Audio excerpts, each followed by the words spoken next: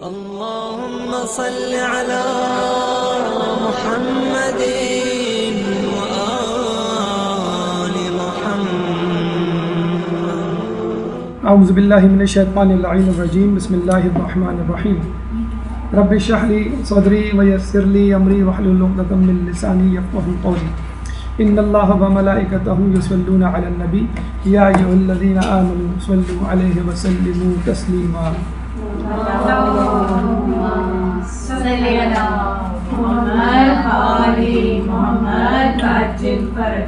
عید مبارک مگر کیسے، یہ ہمارا موضوع ہے.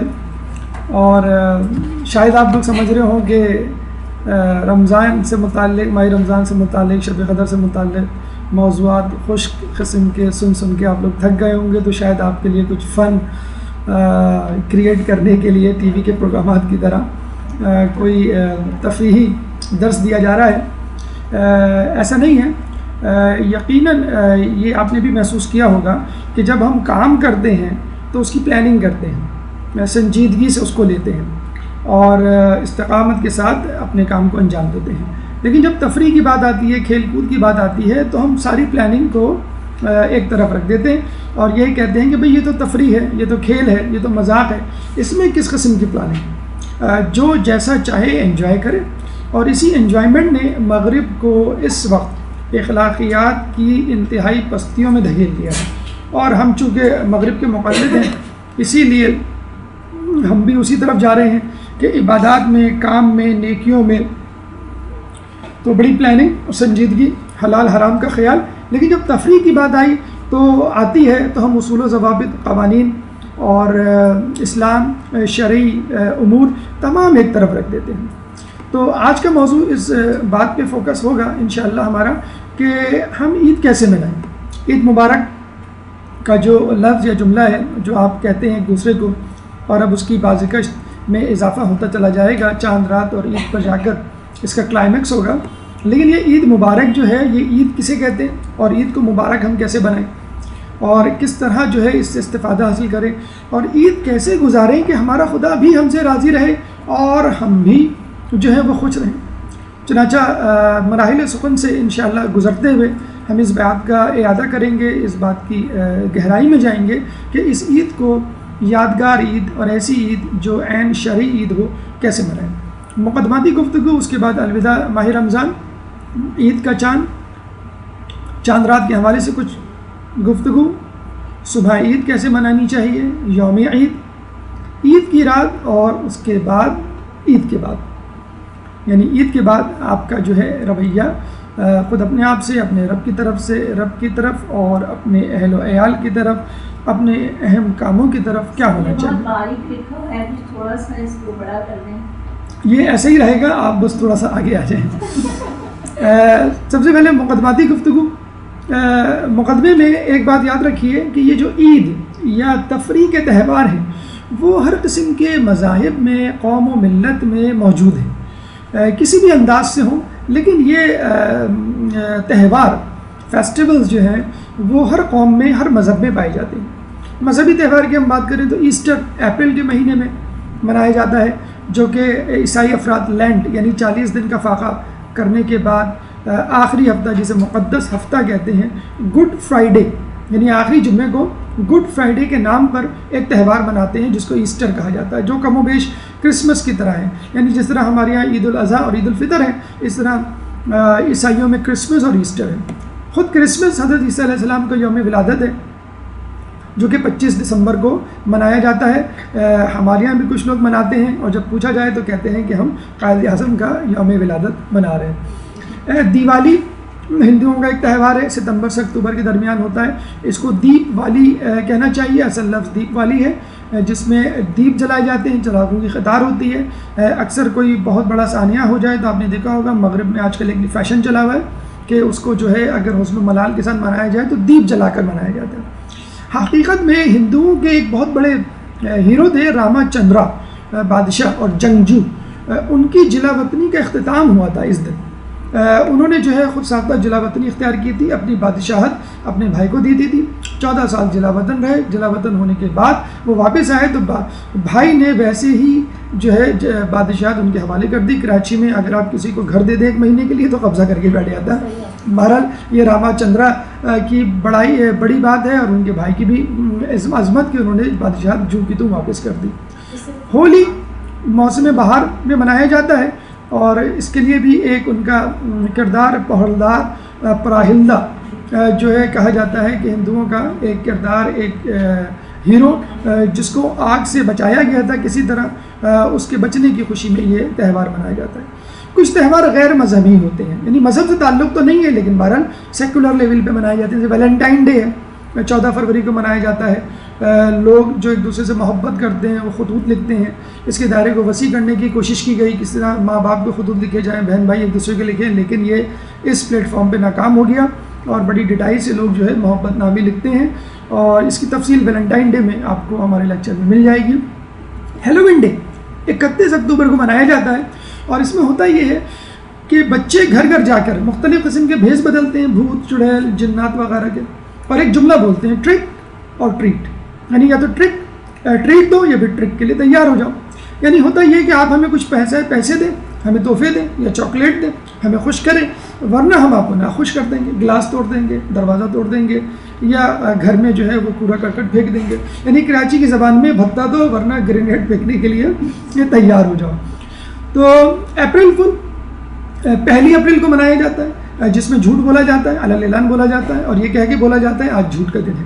دیکھیں یہاں یہ بتانے کا مقصد ہے، یہ ہے جو بھی ہم نے مقدمے میں بات کی کہ ہم عبادت اور کام کو بڑی پلاننگ کے ساتھ کرتے ہیں، حلال حرام کا خیال رکھتے ہیں، لیکن جب بات آتی ہے سیر و تفریح کی، مذاق کی، تو ہم کہتے ہیں بھائی ہم نے تو مذاق کیا تھا، یہ تو سیر و تفریح ہے، اس میں تو جو ہے سب کچھ جائز ہے۔ ایسا نہیں ہے، اسلام جو ہے وہ مکمل طور پر دین میں داخل ہونے کا نام ہے۔ آپ سو رہے ہوں، آپ جاگ رہے ہوں، آپ کھا رہے ہوں، آپ کام کر رہے ہوں، یا آپ تفریح کر رہے ہوں، ہر صورت میں اسلام کو فالو کرنا ہے۔ بسنت موسم بہار میں منایا جاتا ہے، ٹی وی پہ اس کی بازی کا آپ نے دیکھی ہوگی، اور سیلیبریٹیز جو ہیں باقاعدہ اس میں فوٹو سیشنز ہوتے ہیں، ویڈیوز بنائی جاتی ہیں، پھر اس کو پاس آن کیا جاتا ہے۔ قومی دن 14 اگست، ہر ملک کا ایک قومی دن ہوتا ہے، پاکستان کا 14 اگست ہے، اس دن بھی خوشیاں منائی جاتی ہیں۔ لیکن اگر آپ غور کریں، تھوڑی سی دقت کریں، زحمت کریں اور غور کریں، تو آپ کو 2 باتیں ہر تہوار میں کامن ملیں گی۔ من حیث المجموعی، جو قوم کا مزاج بن گیا ہے، جو گلوبل نیچر بن گئی ہے لوگوں کی، ورلڈ وائڈ انٹرنیشنلی جسے کہتے ہیں لوگوں نے ایکسیپٹ کر لیا ہے، 2 چیزیں ہم نے دیکھی ہیں اور آپ نے بھی غور کی ہوں گی۔ تو اس میں ایک چیز تو ہے بے حجابی، مکس گیدرنگ جسے کہہ لیں، بے حجابی کہہ لیں، اور دوسری چیز ہے میوزک۔ یہ 2 چیزیں آپ کو بڑی کامن نظر آئیں گی جس قسم کا تہوار ہو، یعنی عید کا تہوار ہو، 14 اگست کا تہوار ہو، آپ دیکھیے گا ٹی وی پہ، میڈیا پہ 2 چیزیں ہوں گی، بے حجابی یعنی مکس گیدرنگ اور میوزک۔ اور اتفاق سے دجال جب آئے گا تو اس کے دونوں ہاتھوں میں یہی ہتھیار ہوں گے، ایک ہاتھ میں بے حجاب عورتیں اور دوسرے ہاتھ میں میوزیکل انسٹرومنٹس۔ تو یوں سمجھ لیجئے یہ جو لوگ تہوار منا رہے ہیں اور جس طرح منا رہے ہیں، یہ مقدمہ تیار کر رہے ہیں، زمینہ تیار کر رہے ہیں، شیطان دجال کے آنے کے لیے ایک بیک گراؤنڈ تیار ہو رہا ہے، اسٹیج تیار ہو رہا ہے کہ جب وہ آئے گا تو بڑے آرام سے اس کو اپنا لشکر اور اپنے لوگ مل جائیں گے۔ تو یہ وہ تہوار ہیں جن کو منایا جاتا ہے۔ اب الہی تہوار، اسلامی تہوار کی طرف آئیے۔ ابراہیم علیہ السلام کی امت کے لیے وہ دن عید کا دن ٹھہرا کہ جب آپ کو آتش نمرود سے آزادی ملی۔ یونس علیہ السلام کی امت کا وہ دن عید ٹھہرا کہ جب آپ شکم ماہی، ویل مچھلی کہا جاتا ہے کہ ویل مچھلی کے پیٹ میں تھے، اس سے باہر آئے۔ عیسیٰ علیہ السلام کی امت پر عید کا دن وہ دن ٹھہرا کہ جب عیسیٰ علیہ السلام کی امت پر مائدہ یعنی آسمانی خوان، آسمانی کھانا نازل ہوا، جس کی دلیل سورہ مائدہ 114 آیت میں موجود ہے۔ ربنا انزل علینا مائدۃ من السماء تکون لنا عیدا، اللہ نے ان پر مائدہ یعنی آسمانی خوان نازل کیا اور وہ دن ان کے لیے عید کا قرار پایا۔ اب آئیے امت محمدیہ کی طرف کہ ہمارے لیے عید کون سی ہے۔ 2 عیدیں آپ نے دیکھی ہیں، سنی ہیں اور گزاری ہیں، عید الاضحیٰ، عید الفطر۔ عید الاضحیٰ ابراہیم علیہ السلام کی قربانی کی یاد میں، جب انہوں نے اسماعیل علیہ السلام کو قربان کرنا چاہا اللہ کی راہ میں، جب انہوں نے خواب دیکھا تھا اور ان کے بیٹے نے رضامندی کا اظہار کیا تھا اور اللہ تعالیٰ نے ان کی قربانی کو قبول کیا اور اس کے بدلے میں ایک بچڑے کو بھیڑ کو بھیج دیا۔ عید الفطر، عجیب بات ہے کہ عید الفطر ان تمام تہواروں سے، چاہے وہ دینی اسلامی تہوار ہو، چاہے وہ بے دینی غیر دینی یا سیکولر تہوار ہو، الگ تھلگ تہوار ہے، اس حوالے سے عید الفطر کے حوالے سے ہمیں تاریخ میں کوئی واقعہ نہیں ملتا، روایت میں کوئی جسے کہتے ہیں کہ افسانہ یا کوئی اہم اشارہ کسی واقعے کی طرف کہ جس واقعے کی یاد میں یہ منایا جائے۔ ورنہ آپ نے دیکھا ہندوؤں کے تہواروں، عیسائیوں کے تہواروں یا اسلام سے پہلے کے تہواروں کوئی واقعہ رونما ہوا اس کی یاد میں منایا گیا، حتیٰ کہ جو سیکولر تہوار ہیں وہ بھی کوئی واقعہ رونما ہوا امپورٹنٹ ڈیٹ پہ اس ڈیٹ کو، لیکن عید الفطر ایک ایسا تہوار ہے جو کسی واقعے کے بیک گراؤنڈ میں نہیں منایا جاتا، بلکہ یہ ایک تحفہ ہے ان روزے داروں کے لیے جو پورے ماہ رمضان میں روزہ رکھتے ہیں۔ تو یہ دیکھیں کتنی بڑی عزت ہے جو اللہ تعالیٰ نے ہم کو دی ہے کہ ہم خود یعنی روزے رکھنے والے مسلمان خود اس عید کا سبب بنتے، یعنی ہر سال ایک نیا سبب پیدا ہوتا ہے، یعنی ماہ رمضان، ہر سال آپ ماہ رمضان میں روزے رکھتے ہیں اور ہر سال انہی روزوں کی یاد میں، یعنی جو آپ روزے رکھتے ہیں، یہ نہیں کہ اس سے پہلے جن لوگوں نے روزے رکھے، جی نہیں، ان لوگوں نے روزے رکھے تو ان کے لیے عید ہوئی، اب آپ نے روزے رکھے یہ آپ کے لیے عید ہے۔ تو اس سال اس ماہ رمضان میں جن جن لوگوں نے روزے رکھے یہ ان کے لیے عید ہے، جتنے روزے رکھے اتنی عید ہے، جتنے خوشی و خضوع سے عبادت کی اتنی ہی خوشی والی ان کے لیے عید ہے۔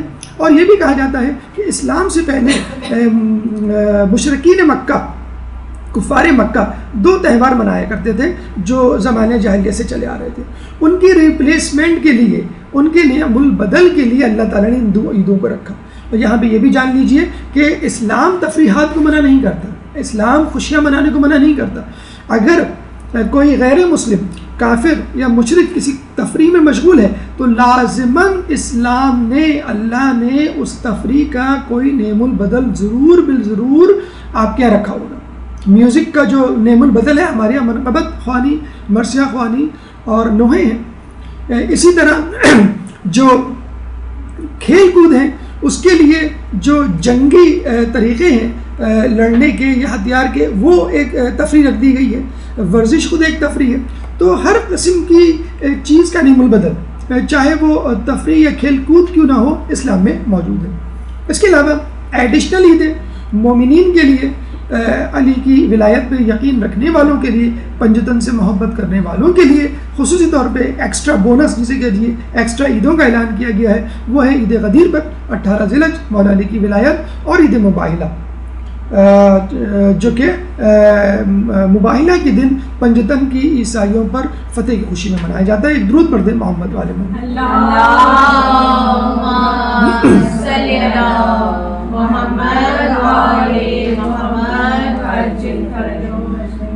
عید الفطر یعنی عید اور فطر کا مجموعہ ہے۔ عید یعنی عود یا عود، دوبارہ آنا، اور فطر افطار سے نکلا ہے، اور کچھ لوگوں کے مطابق فطرے سے نکلا ہے، یعنی وہ دن کہ جس دن آپ افطار کرتے ہیں۔ افطار کا مطلب ہے کھانا پینا، افطار کا مطلب فقط روزے کی افطار نہیں، افطار کا مطلب ہوتا ہے کھانا، بلکہ ناشتے کو عربی میں فطور کہتے ہیں۔ تو جس دن کھایا پیا جائے، یعنی جس دن روزہ نہ رکھا جائے، عید الفطر اور عید الاضحیٰ، یہ دو دن ہیں جہاں پہ جن دنوں ہمارے یہاں روزہ رکھنا حرام ہے۔ اور فطرہ یعنی جس کی رات آپ کو فطرہ نکالنا ہو، تو عید الفطر کا مطلب یہ ہے کہ وہ دن جو بار بار آئے اور جس دن آپ کھائیں پئیں، روزہ نہ رکھیں، اور جس کی رات آپ فطرہ دیں۔ لیکن عید کی سچی خوشی ان لوگوں کے لیے ہے جو ماہ رمضان کی عبادت کی خوشی میں سرشار ہوتے ہیں، ان لوگوں کے لیے ہے جو اپنے نفس پہ قابو پا کر خوشی حاصل کرتے ہیں، ان لوگوں کے لیے ہے جو اس عبادت کی لالچ کے لیے، اس عبادت کے عوض جو انعام ہے اس کی لالچ میں اس عید کا انتظار کرتے ہیں، اور یہ جائز خوشی ہے۔ جھوٹی خوشیاں بھی ہوتی ہیں جو کچھ لوگوں کے مسکراہٹ پر دیکھا جائے تو بہانہ بناتے ہیں وہ عید کا، لیکن حقیقت میں ماہ رمضان کی قید سے آزادی کی خوشی منا رہے ہوتے ہیں۔ اللہ تعالیٰ نے ایک عجیب جسے کہتے ہیں کہ بہانہ ان لوگوں کے ہاتھ دے دیا ہے کہ جس میں ان کا گناہ چھپ جاتا ہے۔ نفس کی آزادی کی خوشی منا رہے ہوتے ہیں کہ بھئی اب جان چھٹ گئی، اب خوب جو ہے دھڑلے سے ٹی وی دیکھیں گے۔ پہلے تو رمضان میں فقط رات میں ٹی وی دیکھا کرتے تھے، اب جو ہے روزے کی حالت میں بھی ہم ٹی وی دیکھیں گے اور اپنے پسند کے پروگرام دیکھیں گے۔ گناہوں کی آزادی ہے۔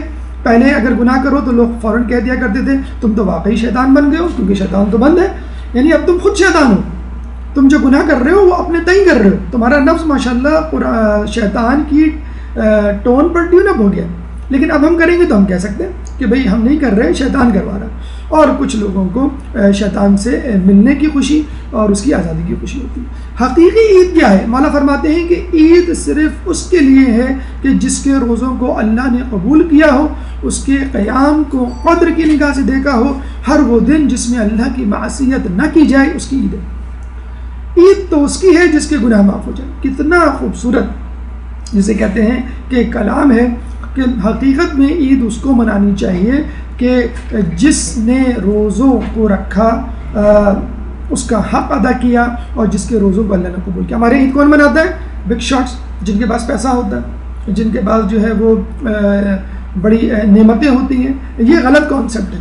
عید منانے کا مقصد یہ نہیں ہے کہ جو ہے بہت قیمتی جوڑے پہن لیں، مہندیاں لگا لیں، چوڑیاں پہن لیں اور بے حجاب گھومیں اور جو ہے وہ اچھے اچھے کھانے گائیں. عید ایک اندر کی خوشی کا نام ہے. ضروری نہیں کہ جو اچھے کھانے نہ پکا سکا ہو وہ عید نہ منائے، جو اچھے کپڑے نئے کپڑے نہ پہن سکا ہو وہ عید نہ منائے. کتنے لوگ ہیں دنیا میں، مسلمان کتنے پاکستان میں رہتے ہوں گے ایسے کہ جو بیچارے اتنے غریب ہیں کہ وہ اس طرح عید نہیں منا سکتے جس طرح دوسرے مناتے ہیں. نہیں، عید کا حق اس کو ہے کہ جس نے روزے رکھے. حقیقی عیدی انشاءاللہ اس کو قیامت کے دن ملے گی، لیکن اصل حق اسی شخص کا ہے چاہے وہ عید کو ظاہری طور پہ نہ منا سکے. اور دیکھا جائے اگر آپ چاہتے ہیں، جس طرح بچے کہتے ہیں کہ کاش ہر دن عید ہو، ہر دن ہمیں عیدی ملے، ہر دن اچھے کھانے کھائیں، ہر دن اچھے کپڑے پہنیں، تو جس دن آپ گناہ نہ کریں وہ دن عید کا دن. روایتوں میں آیا ہے کہ لوگوں پہ ایک ایسا وقت آئے گا کہ جس دن جب وہ گناہ نہیں کریں گے تو غمگین ہوں گے. نعوذ باللہ، کتنا عجیب جسے کہتے ہیں کہ منظر ہے. اور آج کل ایسا ہے، کم از کم ویکینڈز پہ تو یہ حالت ہو گئی ہے کہ جب ہم ویکینڈز پہ گناہ نہ کریں تو ہمیں مزہ ہی نہیں آتا. محفل میں جب تک غیبت نہ کر لیں مزہ ہی نہیں آتا اس محفل میں. تو جس دن گناہ نہیں کرے گا اس دن افسوس کرے گا. جس دن یعنی ٹی وی نہ دیکھا آپ کو افسوس ہوتا ہے، جس دن میوزک نہ سنی اس دن افسوس ہوتا ہے، جس دن بے حجابی نہ کی، جس دن لوگوں کی غیبت نہ کی، جس دن آپ یہ تمام کام نہیں کریں گے گناہ، بس وہی عید ہے. اگر آپ چاہتے ہیں کہ روزانہ میری عید ہو تو روزانہ گناہوں سے بچیں. انشاءاللہ روزانہ اللہ تعالیٰ آپ کو، اصل دیکھیں خوشی ہوتی ہے دل کی، کپڑوں کی یا کھانوں کی خوشی نہیں ہوتی. ورنہ آپ کو کتنے ایسے لوگ مل جائیں گے جو دل میں غمگین ہوں گے، غم و الم لیے گھوم رہے ہوں گے اور بظاہر بڑے اچھے کپڑے پہنے ہوں گے، بظاہر بڑے اچھے کھانے کھا رہے ہوں گے، لیکن ان کے دل جو ہے وہ غم سے سرشار ہوں گے. تو اصل خوشی اللہ اسی کو دیتا ہے کہ جس نے اللہ کی عبادت کی ہو. اور عید تو اس کی ہے جس کے گناہ معاف ہو جائیں. اس سے بڑی عید کے دن کیا ہو سکتا ہے؟ اب آئیے مرحلہ وار کہ ہمیں اس عید کو کیسے گزارنا ہے، کیسے پلاننگ کرنی ہے، اور وہ کیا کیا کام انجام دینے ہیں جس کو انجام دے کر حقیقی عید، جس کو ہم منا کر اللہ کو بھی خوش کر سکیں اور اپنے آپ کو بھی خوش کر سکیں. ایک درود پڑھ دیں محمد والے.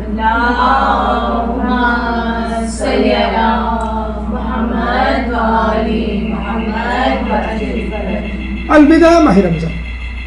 دیکھیے آپ نے نوٹ کیا ہوگا ہمارے گھر میں کوئی مہمان آ جائے اور اس کی تھوڑی دیر بعد، کچھ دیر بعد ایک دوسرا مہمان آ جائے، اندازہ ہو جاتا ہے کہ آپ کے نزدیک اہمیت کس کی ہے. دوسرے مہمان کے لیے آپ اچھل کے کھڑے ہوتے ہیں، دروازے تک جاتے ہیں، اس کو بنفس نفیس خود لے کر آتے ہیں، اس کے ساتھ بیٹھتے ہیں، ایک لمحے کے لیے بھی اس سے سامنے نہیں ہٹتے. تو جو پہلا والا مہمان ہے وہ جان لیتا ہے کہ میری اس کے سامنے کوئی حیثیت نہیں. جو دوسرا مہمان آیا اس کے لیے تو ایسا تڑپ رہا ہے، ایسا مچل رہا ہے، ایک لمحے کے لیے بھی اس سے غافل نہیں ہے. تو بس ہمارے لیے یہی ہے. ایک ماہ رمضان ہمارا مہمان تھا جو 30 دن ہمارے ساتھ رہا، اور کس بے رخی سے ہم نے اس کا استقبال کیا. سحری میں اٹھتے تھے تو منہ بنا کر، افطار پہ بیٹھتے تھے تو منہ لٹکا کر، مسجدوں میں جا رہے ہیں تو پسینہ پوچھتے ہوئے پریشان ہو کے کب واپسی ہوگی. جوشن کبیر پڑھ رہے ہیں تو بار بار ولق پلٹ رہے کب ختم ہوگی. مولانا صاحب نے اس دفعہ جو ہے بہت سلو پڑھا لی. تو آپ اپنا رویہ دیکھیں 30 دنوں میں، اور عید کی چاند رات. مطلب ماہ رمضان بھی کہتا ہوگا کہ میں 30 دن رہا اور تو نے میرے ساتھ اس خوش نمائی سے، اس خوش دلی سے جو ہے میری مہمان نوازی نہیں کی، ضیافت نہیں کی جس طرح تو اس کی کر رہا ہے. ٹھیک ہے عید کی بھی کرنی چاہیے، لیکن حقیقت میں ماہ رمضان کی وجہ سے آپ کو عید نصیب ہوئی ہے، ماہ رمضان کی وجہ سے آپ کو عید ملی ہے، ماہ رمضان کے روزوں کی وجہ سے عید کی سوئیاں آپ کو نصیب ہوئی ہیں. تو پہلے عید کو ریسیو کرنے سے پہلے ماہ رمضان کو سی آف کریں. اس طرح سی آف کریں کہ لگے کہ آپ کو اس کے جانے کا غم ہے. جیسے کچھ لوگ مہمان ہوتے ہیں, اچھا ہم جا رہے ہیں, اچھا ٹھیک ہے, تو کتنا عجیب سا لگتا ہے کہ انہوں نے کہا ہم جا رہے ہیں, آپ نے کہا اچھا ٹھیک ہے. مطلب جب تک آپ یہ جملہ نہ بولے نہیں ابھی کیا ضرورت ہے, ذرا بیٹھے تھوڑی دیر, ابھی وقتی کیا ہوا ہے, جب تک یہ جملہ نہ بولے اس وقت تک جو ہے اس کو یقینی نہیں ہوتا کہ آپ کو واقعی اس سے محبت ہے. اگر آپ نے کہہ دیا ہاں ٹھیک ہے, جیسے وہ اٹھا آپ فوراً اٹھ گئے, بلکہ اس سے زیادہ تیزی اور حرکت سے اٹھے آپ, تو اس کا مطلب ہے کہ آپ کو اس کے مہمان کی کوئی عزت و وقت نہیں.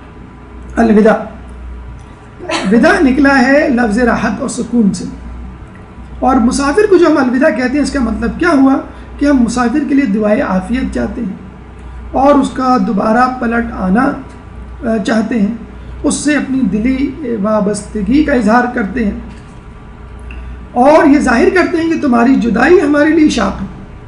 جیسے کوئی پردیسی جا رہا ہوتا ہے اور جو ہے آپ اس کو کوئی تحفہ دے رہے ہوتے ہیں کہ یہ اپنے ساتھ رکھنا اور ہمیں یاد رکھنا, تو بالکل اسی طرح آپ کو ماہ رمضان کو الوداع کرنا ہے کہ 1 سال بعد دوبارہ ملاقات ہوگی, اگر ہوئی اللہ تعالیٰ نے توفیق دی انشاءاللہ, ورنہ 1 سال تک جو ہے اب ہماری آپ کی ملاقات نہیں ہوگی.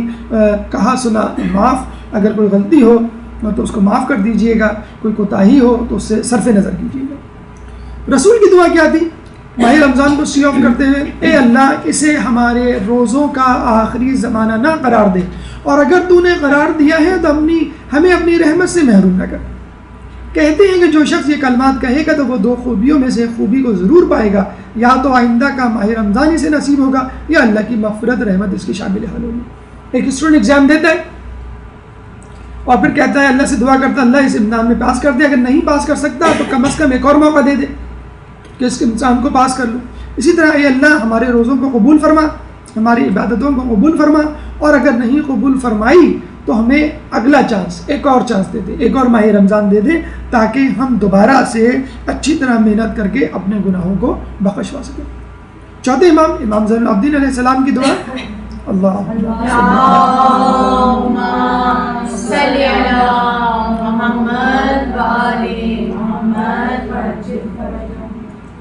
صحیفہ کاملہ میں 45ویں دعا امام کی, تجھ پر سلام اے وہ ہمدم جو انس و دل اور دل بستگی کا سامان لیے ہوئے آیا, تو شادمانی کا سبب ہوا اور واپس گیا تو وحشت بڑھا کر غمگین بنا گیا. تجھ پر سلام, تو گنہگاروں کے لیے کتنا طویل اور مومنوں کے دلوں میں کتنا پرہیبت.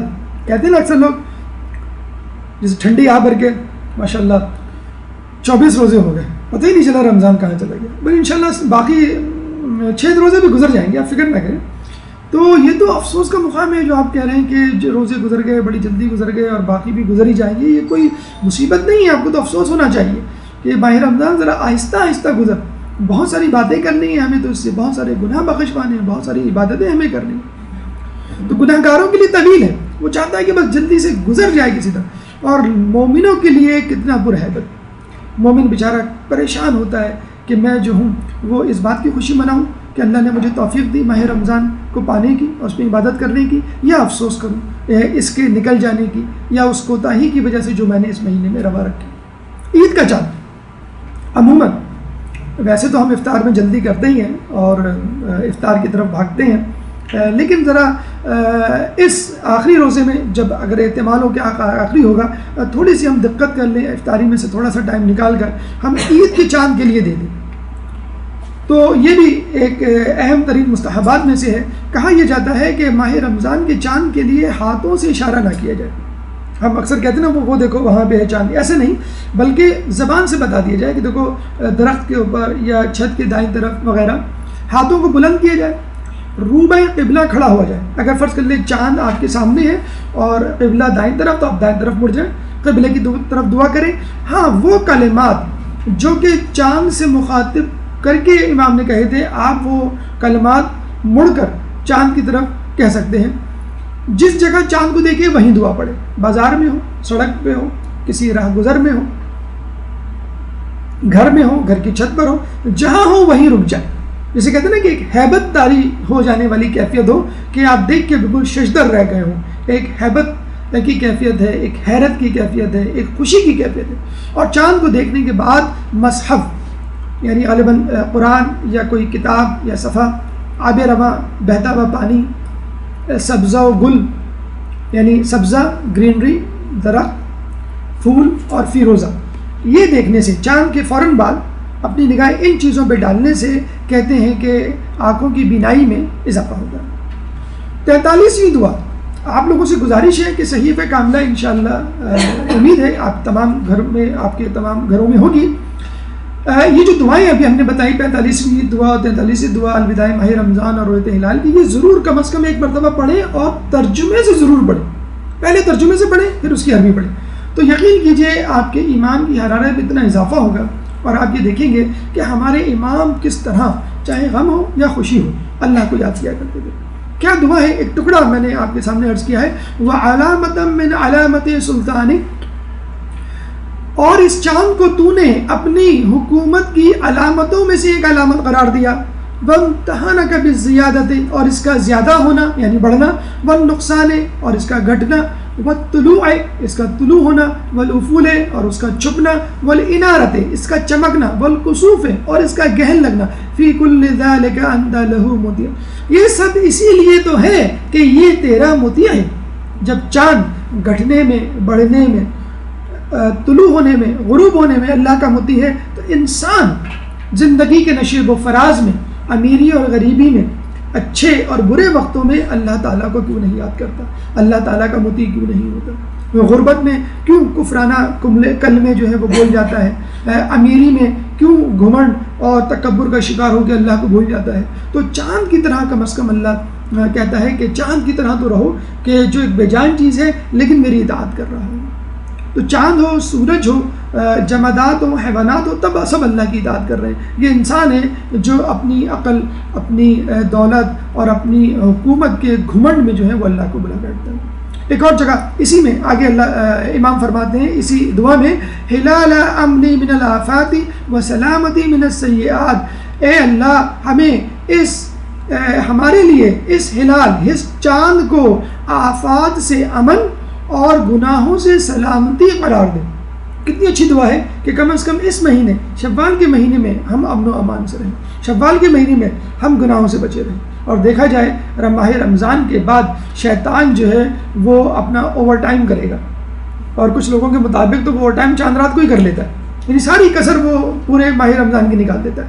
تو آپ کو ماہ شوال میں جتنا گناہوں سے بچنے کے لیے دعا کرنی چاہیے اتنی تو ماہ رمضان میں بھی نہیں کرنی چاہیے۔ دیکھا جائے کیوں، ماہ رمضان میں تو شیطان بند ہے، کم از کم 50% تو بوجھ اللہ نے ہٹا دیا، لیکن اب 50% بوجھ واپس آ گیا، اور بڑی ہی زیادہ جسے کہتے ہیں کہ حکمت عملی کے ساتھ آیا۔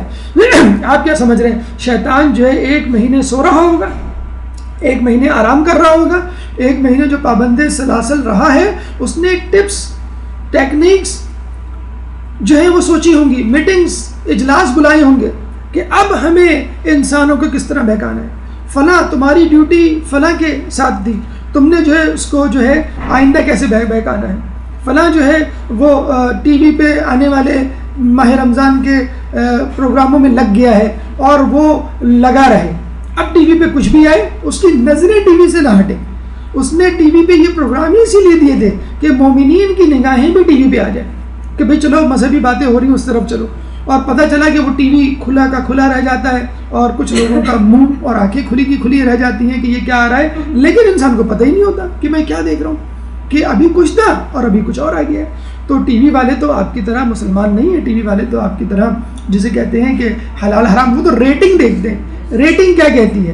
ماہ رمضان میں ریٹنگ کا تقاضا یہ ہے کہ ماہ رمضان کے پروگرام پیش کیے جائیں، نعتیں پیش کی جائیں، اور رمضان کے بعد ریٹنگ کا تقاضا یہ ہے کہ اس میں میوزک کے پروگرام پیش کیے جائیں۔ بلکہ اب تو ماہ رمضان کے جانے کا بھی انتظار نہیں کیا جاتا، بس یہ کہہ دیا جاتا ہے کہ اب جو ہے خواتین یہاں نماز پڑھیں گی اور مرد حضرات یہاں نماز پڑھیں گے، اور مغرب کے بعد ہمارا ایک دوسرا پروگرام شروع ہوگا، یعنی مغرب سے پہلے روزے کی حالت میں دوسرا پروگرام اور مغرب کے بعد دوسرا پروگرام۔ تو ماہ رمضان کا بھی جانے کا انتظار لوگ اب نہیں کرتے۔ اختلافات پہ نہ پڑیے کہ فلاں والے خوئی والے پہلے عید منا رہے ہیں، آغا سستانی والے بعد میں عید منا رہے ہیں۔ تقلید کیجئے، تجویز نہ دیجئے۔ تحقیق کا کام، فتویٰ تیار کرنے کا کام مجتہد پہ چھوڑ دیجئے۔ اور ہم سمجھتے ہیں کہ امام کی غیبت کی مصیبتوں میں سب سے بڑی مصیبت اختلاف امت ہے یا اختلاف مراجعین ہے۔ انشاءاللہ جب امام آئیں گے تو تمام اختلافات ختم ہو جائیں گے، اور جب امام آئیں گے وہی ہماری سچی اور حقیقی عید ہوگی. ایک درود پڑھ دیں محمد والے محمد. اللہم صلی علی محمد آل محمد. قمری کیلنڈر جتنا آتھینٹک کیلنڈر ہے اتنا شمسی کیلنڈر نہیں. اس کی تفصیل آپ کو مفتی جعفر کی کتاب میں مل جائے گی، جو شرح انہوں نے لکھی ہے صحیفہ کاملہ کی. کبھی ہوا تو انشاءاللہ اس پہ تفصیل سے گفتگو ہوگی. سائنسی ایجادات کا استعمال کچھ برا نہیں، آپ کو یقین آ جانا چاہیے. بہت زیادہ پریشانی اور کنفیوژن کا شکار نہ ہو. اگر آپ کو یقین آ گیا کہ چاند ہو گیا تو ٹھیک ہے، چاہے آپ اینک لگا کے دیکھیں، چاہے ٹیلیسکوپ لگا کے دیکھیں، یا کسی سے سن کر اس پہ یقین کر لیں. چاند رات عید سے بڑھ کر چاند رات کی خوشی ہوتی ہے، خواتین کو زیادہ ہوتی ہے، اور خواتین کی تقلید میں جو افراد ہیں مرد حضرات پھر ان کو ہوتی ہے. اس چاند رات میں ہم لوگ کیا کرتے ہیں؟ پہلے چاند رات کا بیک گراؤنڈ سن لیجئے کہ یہ عید سے پہلے عید کی خوشی کیسے سٹارٹ ہوئی. عیسیٰ علیہ السلام کی ولادت رات میں ہوئی، چنانچہ عیسائیوں کے نزدیک خوشی رات سے ہی شروع ہو جانی چاہیے، یعنی 12 بجے کے بعد ان کا دن شروع ہو جاتا ہے. عیسائی اور یہودیوں کا جو عقیدہ ہے، مذہبی عقیدہ، یہ تو جو کلاک سیکولر عقیدہ ہے، عیسائی یہودیوں کا عقیدے کے مطابق دن کی ابتدا رات سے ہوتی ہے. یعنی سورج جب غروب ہو گیا تو دن ختم ہو گیا اور دوسرا دن شروع ہو گیا. اچھا، اتفاق کی بات یہ ہے کہ اگر آپ تھوڑی تحقیق کریں، ہماری تحقیق کے مطابق پاکستان، انڈیا اور بنگلہ دیش میں چاند رات منائی جاتی ہے. اس کے علاوہ دنیا میں کہیں چاند رات نہیں منائی جاتی، چاہے وہ عرب کنٹریز ہوں یا نان عرب کنٹریز ہوں. چاند رات میں کیا کیا جاتا ہے؟ وہی کیا جاتا ہے جس سے منع کیا جاتا ہے یا جس کے لیے احتیاط کا کہا جاتا ہے. شاپنگ کی جاتی ہے، لاکھ شاپنگ کر لیں آپ چاند رات میں، چاہے وہ لیس لینا ہو، چاہے وہ ماچس کی تیلی یا ڈبیا لینا ہو یا سوئیاں لینی ہو، آپ کو نکلنا ضرور ہے. مہندی لگائی جاتی ہے. یہ دیکھے بغیر کہ ہم کس سے نامحرم سے مہندی لگا رہے ہیں، یہ سوچے بغیر کہ ہمیں ہاتھوں کو چھپانا ہوگا.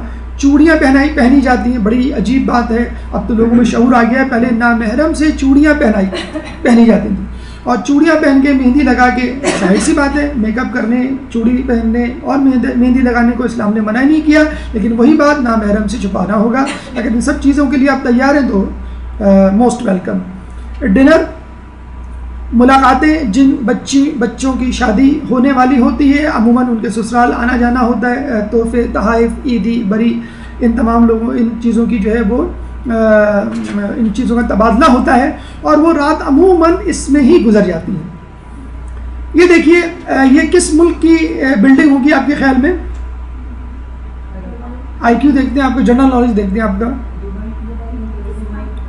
جی، کسی نے نہیں پہچانا؟ یہ ابو ظہبی نہیں ہے بھائی، ہم پاکستان میں بہت آگے نکل گئے ہیں. آپ ابو ظہبی ہی جانے کی سوچ رہی ہیں. اسلام آباد کا سینٹر ہے یہ. تو ہمارے ملک میں اتنے ماشاءاللہ کرپشن اور گندگی اتنی زیادہ ہے کہ اچھی چیز بھی دکھ جائے تو ہمیں یقین نہیں آتا کہ یہ پاکستان نہیں ہو سکتا. بہرحال یہ شاپنگ سینٹر ہے اسلام آباد کا کہ جہاں پر 100 روپے انٹری فیس ہے. تو خواتین تو جو ہے وہ بے ہوش ہو جائیں گے سن کر کہ ایک شاپنگ سینٹر رہ گیا ہمارا دیکھنے کو، کیونکہ اس پہ 100 روپے انٹری فیس تھی. تو اندر جانے کے 100 روپے ہیں اس کے. کیوں 100 روپے ہیں؟ اس لیے کہ روزانہ 25,000 لوگ یہاں پہ آ رہے ہیں. ویسے یہ لکھنے کی چیزیں نہیں ہے، آپ بہت زیادہ نوٹ نہ کریں، ٹیسٹ میں نہیں آئے گا، یہ تو ویسے زبان نہیں یاد ہو سکتا. 25,000 لوگ روزانہ آتے ہیں، 100 روپے انٹری فیس ہے. اب اندازہ لگا لیے 100 ملٹیپلائی بائی 25,000 کتنے ہو گئے؟ 25 لاکھ انہوں نے روزانہ کما لی. 15 رمضان کے بعد یہ تعداد 50,000 ہو جائے گی. 50,000 لوگ روزانہ، آپ اندازہ لگا لیں روزے محشر کا دن ہوگا کہ نہیں ہوگا. اور کیا شانے سے شانے ٹکراتے ہوں گے، کیا خواتین خوش ہوتی ہوں گی وہ جو نعرے لگاتی ہیں مردوں کے شانہ بشانہ چلنے کے. تو آپ اندازہ. اچھا، اب بڑی واویلا مچا سوشل میڈیا پہ کہ بھئی یہ کیا ہے، یہ ظلم ہے.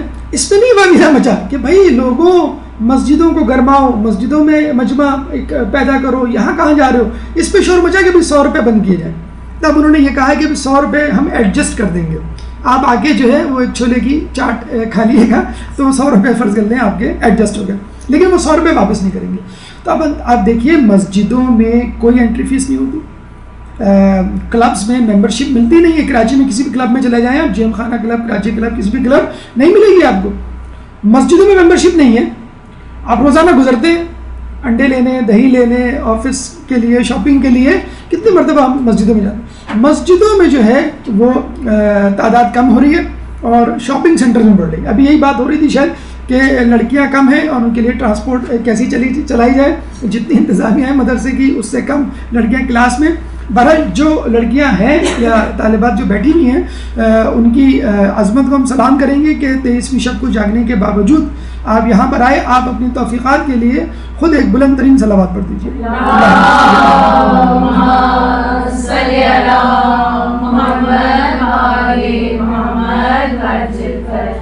باقی ایک بہت بڑا کام ہے، ماہ رمضان میں آپ روزے بھی رکھیں، عبادت بھی کریں، شب بیداری بھی کریں اور اپنی تعلیمی سلسلے کو جاری رکھیں. بلکہ افضل ترین عمل شب قدر میں مسائل کو سیکھنا اور سکھانا. بہرحال یہ شاپنگ سینٹر کا ہم نے حوالہ اس لیے دیا کہ بازار بھرے میں آپ طارق روڈ چلے جائیں، آپ کو اندازہ ہو جائے گا کہ کیا جسے کہتے ہیں کراچی میں فتنے، یا کوئی بھی بازار آپ چلے جائیں تو لوگ کتنا جوش و خروش کا مظاہرہ کر رہے ہیں بازار جانے کے لیے. اگر اتنا جوش و خروش رسول اللہ کے بارے میں ہمیں ملتا ہے کہ آخری عشرے میں تو گویا وہ بستر لپیٹ لیتے تھے کہ بس بہت ہو چکا سونا، بہت ہو چکا آرام، بہت ہو چکا کھانا پینا، اب فقط اور فقط عبادت. اور ہم جو ہیں وہ باہر جانے کے لیے پر تول رہے ہوتے ہیں کہ بہت ہو گئی عبادت، بہت ہو گئی جسے کہتے ہیں نمازیں، اب آخری 10 دن ہیں، اب جو ذرا شاپنگ کر لیں. آخری 10 دن ہی تو ہیں کہ جو آپ کو اللہ کی عبادت کے لیے گزارنے، بھرپور گزارنے. تو اس کے لیے ہم نے پہلے بھی شاید مشورہ دیا ہوگا کہ عید کی بہترین شاپنگ کے دن رجب ہے. رجب کو کراچی کے تمام شاپنگ سینٹرز میں ایک ٹپ دے رہا ہوں میں شاپنگ کی، رجب کو سیل لگتی ہے عید کے حوالے سے، کیونکہ عید کا سامان آنے والا ہوتا ہے اور وہ سیل عموماً شعبان تک جاری رہتی ہے. اگر آپ کو پھر بھی شاپنگ کرنی ہے تو آپ روزے کی حالت میں جائیں تاکہ آپ کا تقویٰ مینٹین رہے اور شاپنگ سینٹر میں ہجوم بھی کم ہوتا ہے. لیکن پھر بھی آپ بضد ہیں کہ ہمیں رمضان ہی میں کرنی ہے اور رات میں کرنی ہے تو آپ سحری سے پہلے جائیں 3-3:30 بجے، اگر سیکورٹی کا ایشو نہیں ہے. بہتر یہی ہے کہ رمضان سے پہلے یہ تمام چیزیں نمٹا لیں. اگر جائیں تو تسبیحات ضرور پڑھیں، کوئی بھی ذکر ضرور کریں. ایک تسبیح پڑھنے کا ثواب 1,00,000 تسبیح پڑھنے کے برابر ہے. بازار میں، بازار غفلت کی جگہ ہے، بدترین ٹکڑے کہا گیا ہے روایت میں، بہترین ٹکڑے مساجد، بدترین ٹکڑے بازار. لیکن جانا بھی ضروری ہے، جس طرح زندگی گزارنا ضروری ہے بازار جانا بھی ضروری ہے. تو ٹھیک ہے، تسبیحات پڑھیں، ذکر کریں، ایک ذکر، ایک تسبیح کا ثواب 1,00,000 تسبیح کے برابر. دیکھیں فقط حدیث کا یہ ٹکڑا، یہ جملہ کافی ہے اس چاند رات کی اہمیت واضح کرنے کے لیے. یہ رات مرتبے میں شب قدر سے کچھ کم نہیں. بتائیں، یعنی گویا رسول کہنا چاہ رہے ہیں 19-20 کا فرق ہے. اس کو انڈر ایسٹیمیٹ نہ کرو. بڑے افسوس کے ساتھ ہم کہنا پڑتا ہے ہم کو کہ سب سے زیادہ بے وقتی، چلے شب قدر کو پھر بھی ہم اہمیت دے دیتے ہیں کہ لوگ کیا کہیں گے کہ تم شب قدر میں بھی نہیں جاگ رہے، اور 2 راتیں یا 3 راتیں تو ہیں، چلو جاگ لیتے. لیکن چاند رات کو تو ہم دھڑلے سے فسق و فجور میں اور شاپنگ میں، لہو و لعب میں گزارتے ہیں، اور عموماً لوگ اعتراض بھی نہیں کرتے. گھر والے شب قدر نہ جاگنے پر تو اعتراض کر دیتے ہیں، لیکن چاند رات کے نہ جاگنے پر، چاند رات کو لہو و لعب میں گزارنے پر بالکل اعتراض نہیں کرتے، بلکہ خود بڑے بوڑھے بھی اسی لہو و لعب میں مشغول ہوتے ہیں، شاپنگ میں، مہمانوں کی ضیافت میں یا ٹی وی پر. حالانکہ اس رات کو لیلۃ الانعام کہا گیا، انعام کہا گیا ہے، انعام کی رات، لیلۃ الجائزہ، جائزے کی رات. جیسے مہینے کے آخر میں کمپنی میں آڈٹ ہوتا ہے کہ بھئی پورے مہینے کتنے ایکسپینسز ہوئے، کتنی انکم ہوئی، پروفٹ کیا ہے، لاس کیا ہے. آپ دیکھیں کہ پورے رمضان آپ نے کیا کیا، نیکیاں کی، گناہ کیا، حق ادا کیا عبادت کا کہ نہیں کیا، اور کرنا تو کچھ بھی نہیں ہے. کوئی کمپنسیشن نہیں، کوئی چالان نہیں، کوئی ٹکٹ نہیں، کوئی فائن نہیں. جس طرح آپ نے ٹیکس ادا نہیں کیا یا آپ نے بجلی کا بل ادا نہیں کیا تو کے سی والے یہ نہیں کہتے کوئی بات نہیں. ہاں وہ یہ کہتے ہیں کہ کوئی بات نہیں، اگلے مہینے دے دیے گا. دینا ضرور ہے، لیکن اللہ تعالیٰ آپ کو یہ نہیں کہتا کوئی بات نہیں. اللہ تعالیٰ سے آپ یہ کہتے ہیں کہ جو کبھی کوتاہی ہو گئی بس تو اپنی طرف سے پوری کر دے، اللہ تعالیٰ پوری کر دے گا. میں قضا روزوں کی بات نہیں کر رہا کہ آپ قضا روزے چھوڑ دیں اور اللہ تعالیٰ سے کہتے ہیں کہ بھائی تو رکھ لینا یا اپنی طرف سے کر دینا. باہر کے ملکوں میں تو ایک فیشن چل نکلا ہے کہ لوگ جابس پہ جا رہے ہوتے ہیں، خواتین عموماً وہ کہتی ہیں کہ بھائی اتنے ڈالر لے لو، اتنے $100، اور ہم یہ روزے نہیں رکھ رہے. بس کنفرٹیبل فیل نہیں کرتے، یعنی کہ کوئی شرعی ہیلا ہو، کوئی بہت سخت بیماری ہو، بس ویسے کہ کمزوری ہے اور ہم نہیں رکھ سکتے. تو یہ رات مرتبے میں شب قدر سے کچھ کم نہیں، لیلۃ الانعام اور لیلۃ الجائزہ. اعمال چاند رات دیکھیے اور اندازہ لگائیے کہ ہمارے پاس تو وقت ہی نہیں ہونا چاہیے شاپنگ کا یا کسی بھی چیز کا. غسل کرنا مستحب ہے کب؟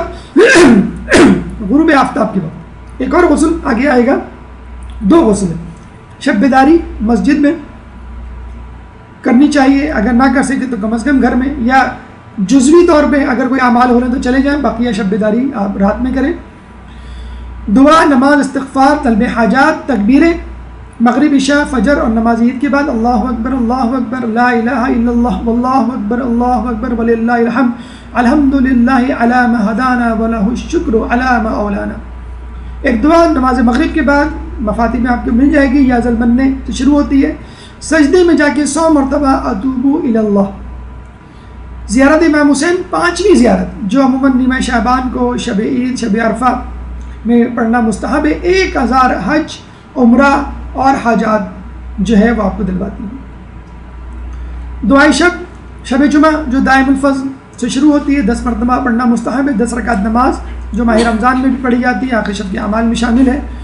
2 رکعت نماز بعد نماز مغرب کے بعد. یہ وہ نماز ہے جو عموماً مساجد میں اعمال کے وقت کروائی جاتی ہے باجماعت فرادہ کی صورت میں. پہلی رکعت میں 1000 یا 100 مرتبہ، 1000 رکعت تو شاید کہیں نہیں پڑھائی جاتی، 100 مرتبہ اکثر جگہوں پہ سورہ توحید پڑھائی جاتی ہے پہلی رکعت میں. دوسری رکعت میں فقط 1 مرتبہ سورہ توحید. تو کچھ لوگ جو ہے کوشش کر کے جو ہے وہ لیٹ پہنچتے ہیں تاکہ دوسری رکعت مل جائے. تو بہرحال 100 دفعہ توحید آپ کو پہلی رکعت میں، دوسری رکعت میں 1 مرتبہ. بعد نماز سجدے میں جا کر 200 مرتبہ اتوب الی اللہ کہنا ہے. اس کے بعد دعا یا ذل مننے، اس کے بعد اپنی حاجات کو طلب کرنا. یہ تمام تفصیلیں آپ کو مفاتیح میں مل جائے گی. صرف توجہ کے لیے مولا کی دعا ہے. آپ دیکھیے کیا خوبصورت ترجمہ ہے، کیا معرفت ہے.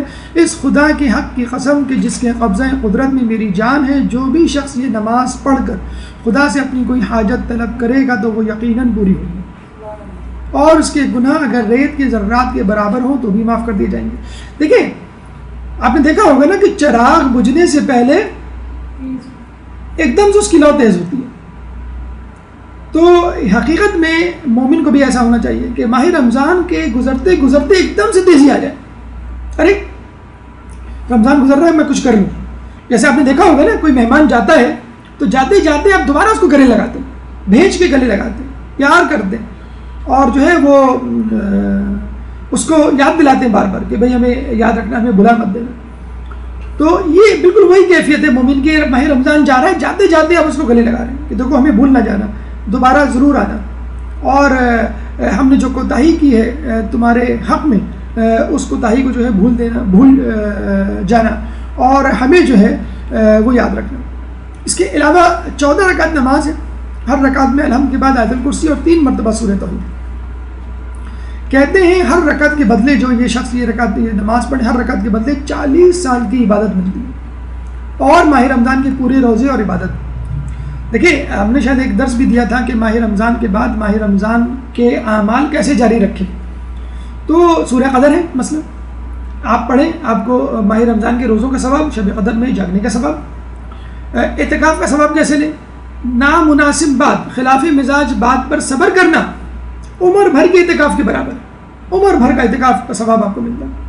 تو اب دیکھیں 2 رکعت نماز ہے، ماہ رمضان کے پورے روزے اور عبادت کا ثواب ملتا ہے. کون سے روزے، کون سی عبادت؟ مقبول روزے، مقبول عبادت کا سبب. آپ جو روزے گزارے، آپ نے جو عبادت کی، آپ شور نہیں ہیں پتنی عبادت قبول ہو کہ نہ ہو.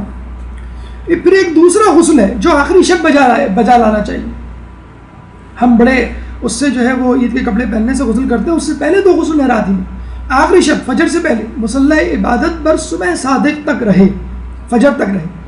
ہم بلا شبہ جاگتے ہیں لیکن کسی اور نیت سے، بلا شبہ جاگتے ہیں کسی اور لہو و لعب میں مشغول ہو کر، حالانکہ پوری رات جاگنا اس چاند رات کو مستحب ہے، اور شب قدر کی طرح اس کو اہمیت دینی چاہیے. یہ 2 آپشنز ہیں آپ کے سامنے، ایک ہماری چاند رات، ایک الہی چاند رات. ہماری چاند رات گناہوں کا انبار، الہی چاند رات نیکیوں کا پہاڑ، ہماری چاند رات مہندی لگے ہاتھ، الہی چاند رات دعاؤں میں اٹھے ہاتھ، ہماری چاند رات دکانوں پہ لڑکھڑاتے ہوئے قدم، الہی چاند رات مصلے پر جمے ہوئے قدم، ہماری چاند رات نظروں کی خیانت، الہی چاند رات نظروں کی حفاظت۔ دیکھیں اللہ تعالیٰ نے گویا چاند رات میں اتنے اعمال، اتنی فضیلتیں رکھ کر مومن کو اور زیادہ چوکنا کر دیا ہے کہ دیکھو اب تک تو تم محتاط رہے، یہ مت سمجھ لینا کہ بس اب چاند رات آ گئی اب کوئی ضرورت نہیں ہے مجھے عبادت کی، نہیں، اب تو اور زیادہ محتاط رہنا ہے، اب تو اور زیادہ عبادت کرنی ہے، ایکسٹرا عبادت کرنی ہے، فقط روزے کی رعایت دے رہا ہوں میں، ورنہ تو نمازیں بھی ایکسٹرا پڑھنی ہے، ذکر بھی ایکسٹرا کرنے اور اللہ کی طرف توجہ بھی ایکسٹرا ہونی چاہیے۔ چوتھا قدم یا چوتھا مرحلہ کہ صبح عید ہم کیسے گزاریں، ایک درود پڑھ دیں محمد والے اللہم صلی علی محمد و آل محمد۔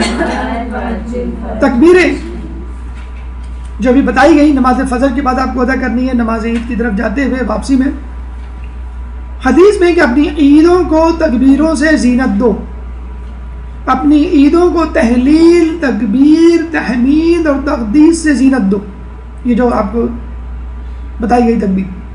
نماز فجر کے بعد اور نماز عید کے بعد دعا آپ مانگیں، اللہ منی توجہت الیک بمحمد، یہ آپ کو مفاتیح میں مل جائے گی پوری دعا۔ فطرے کی ادائیگی نہ بھولیں، اس کی تفصیل آپ کو دیگر اساتذہ اپنے دروس میں بتا چکے ہوں گے، اور عید الفطر نام ہی جیسے ہم نے بتایا کہ فطرے کی مناسبت سے غسل طلوع آفتاب، طلوع فجر سے نماز عید کے دوران، تو 3 غسل ہو گئے، ایک شروع کا غسل، ایک آخری پہر کا رات کا، اور ایک طلوع فجر کے بعد۔ اور دوران غسل بھی آپ کو جو ہے دعا پڑھنی ہے، اللہم ایمانہم، اور بعد از غسل اللہم اجعلہم، یہ بھی دعا آپ کو مفاتیح میں مل جائے گی۔ اگر دوران غسل نہ پڑھ سکیں تو بعد از غسل دونوں دعائیں ایک ساتھ آپ چاہیں تو پڑھ لیں۔ عمدہ لباس پہنے، دیکھیے نئے کپڑے کو تو پھر بھی تذکرہ نہیں ہے، جس پہ سب سے زیادہ ہمارا فوکس ہوتا ہے، عمدہ لباس، ایسا لباس کہ جس کو پہنا دیکھ کر کوئی کہے خیریت، کہیں جا رہے ہو کیا، خیریت، کوئی اہم دن ہے کیا، مطلب لگے۔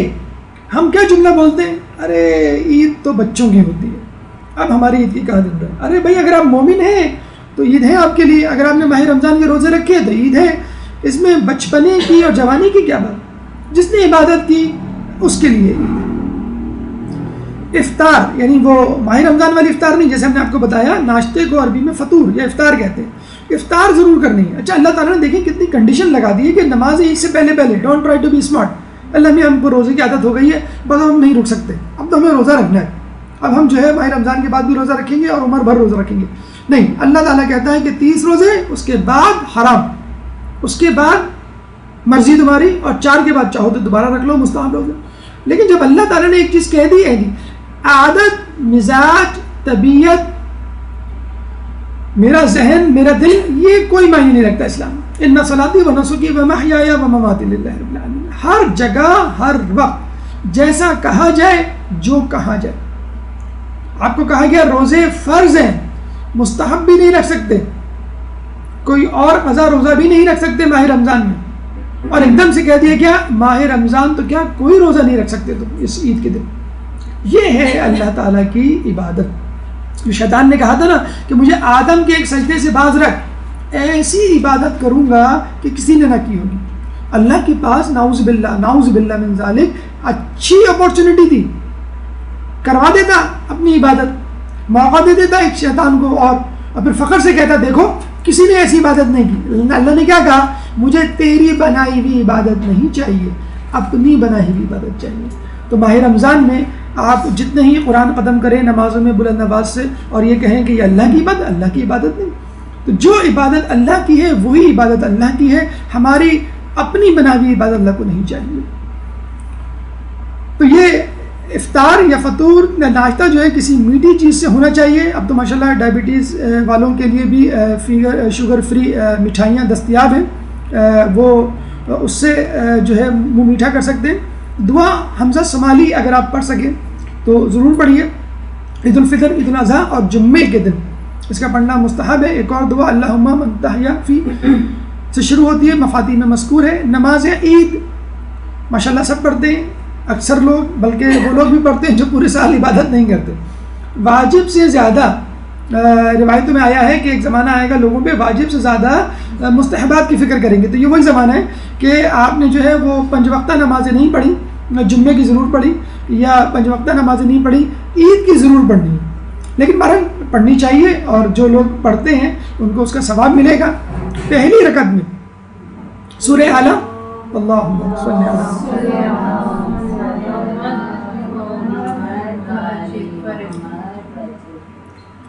پہلی رکعت میں سورہ اعلیٰ 5 تکبیریں, اور دوسری رکعت میں سورہ شمس, اس کے بعد 4 تکبیریں.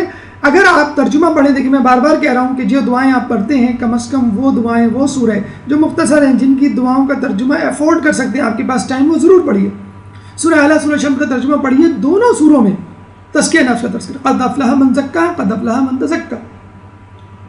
سورہ شمس میں قد افلح من زکا, سورہ اعلیٰ میں قد افلح من تزکا. کامیاب ہوا وہ شخص جس نے اپنا تزکیہ نفس کیا. اللہ تعالیٰ عید کے دن 2 ایکسٹرا نمازیں پڑھوا کر تزکیہ نفس کا سبق دلوا کر یہ یاد دلا رہا ہے کہ دیکھو کامیابی یہ نہیں کہ تم نے جو ہے 5000 کا جوڑا پہن لیا, کامیابی یہ نہیں کہ تم نے جو ہے وہ 2000 عیدی کسی سے لے لی, کامیابی یہ نہیں کہ تم نے جو ہے میٹھی سوئیاں کھا لی, تحفے تحائف لے لیے, گھوم پھر لیے. کامیابی کیا ہے کہ تم نے اپنے نفس کو قابو میں کر لیا, اپنا تزکیہ نفس کر لیا. بعد از نماز جو ہے صحیفہ کاملہ کی 46ویں دعا اگر آپ پڑھ سکیں تو ضرور پڑھیں. زیارت امام حسین پڑھنے کا بہت ثواب. خود دعائے ندبہ پڑھنا چاہیے, عموماً مسجدوں میں نماز سے پہلے پڑھی جاتی ہے. سجدے میں جا کے اعوذ بک من النار, اور اس کے بعد 100 بار العفو. اگر آپ نے یہ اعمال کیے انشاءاللہ خشوع خضوع کے ساتھ, تو آپ دیکھیے گا آپ کی عید بہت ہی مختلف گزرے گی. عید کا دن جب آدمی گزارتا ہے, خصوصی طور پہ جب نماز کے لیے جاتا ہے, تو مولا فرماتے ہیں کہ کیا سوچ کے جائے, اے لوگوں, یہ وہ دن ہے کہ جب نیک لوگوں کو نوازا جاتا ہے اور بدکار ناکام ہوتے ہیں. یہ دن اس دن کی طرح ہے کہ جب تم اللہ کے سامنے کھڑے ہوگے. چنانچہ جب تم اپنے گھروں سے اپنی عبادت گاہوں کی طرف نکلو تو اس دن کو یاد کرو کہ جب تم قبروں سے نکل کر اپنے اللہ کے حضور پیش کیے جاؤ گے. جب تم اپنی عبادت کی جگہ کھڑے ہو تو اس وقت کو یاد کرو کہ جب تم اپنے خدا کے سامنے کھڑے ہوگے, اور جب تم اپنے گھروں کو لوٹو تو اس وقت کو یاد کرو کہ جب تم جنت کی طرف اپنے گھروں کو لوٹو گے. مولا یہ بھی تو کہہ سکتے تھے کہ جب تم جنت یا دوزخ کی طرف لوٹو گے, کیونکہ محشر میں جنت بھی ہوگی دوزخ. تو مولا ہم سے سوء ظن نہیں رکھتے, مولا ہم سے حسن ظن رکھتے ہیں کہ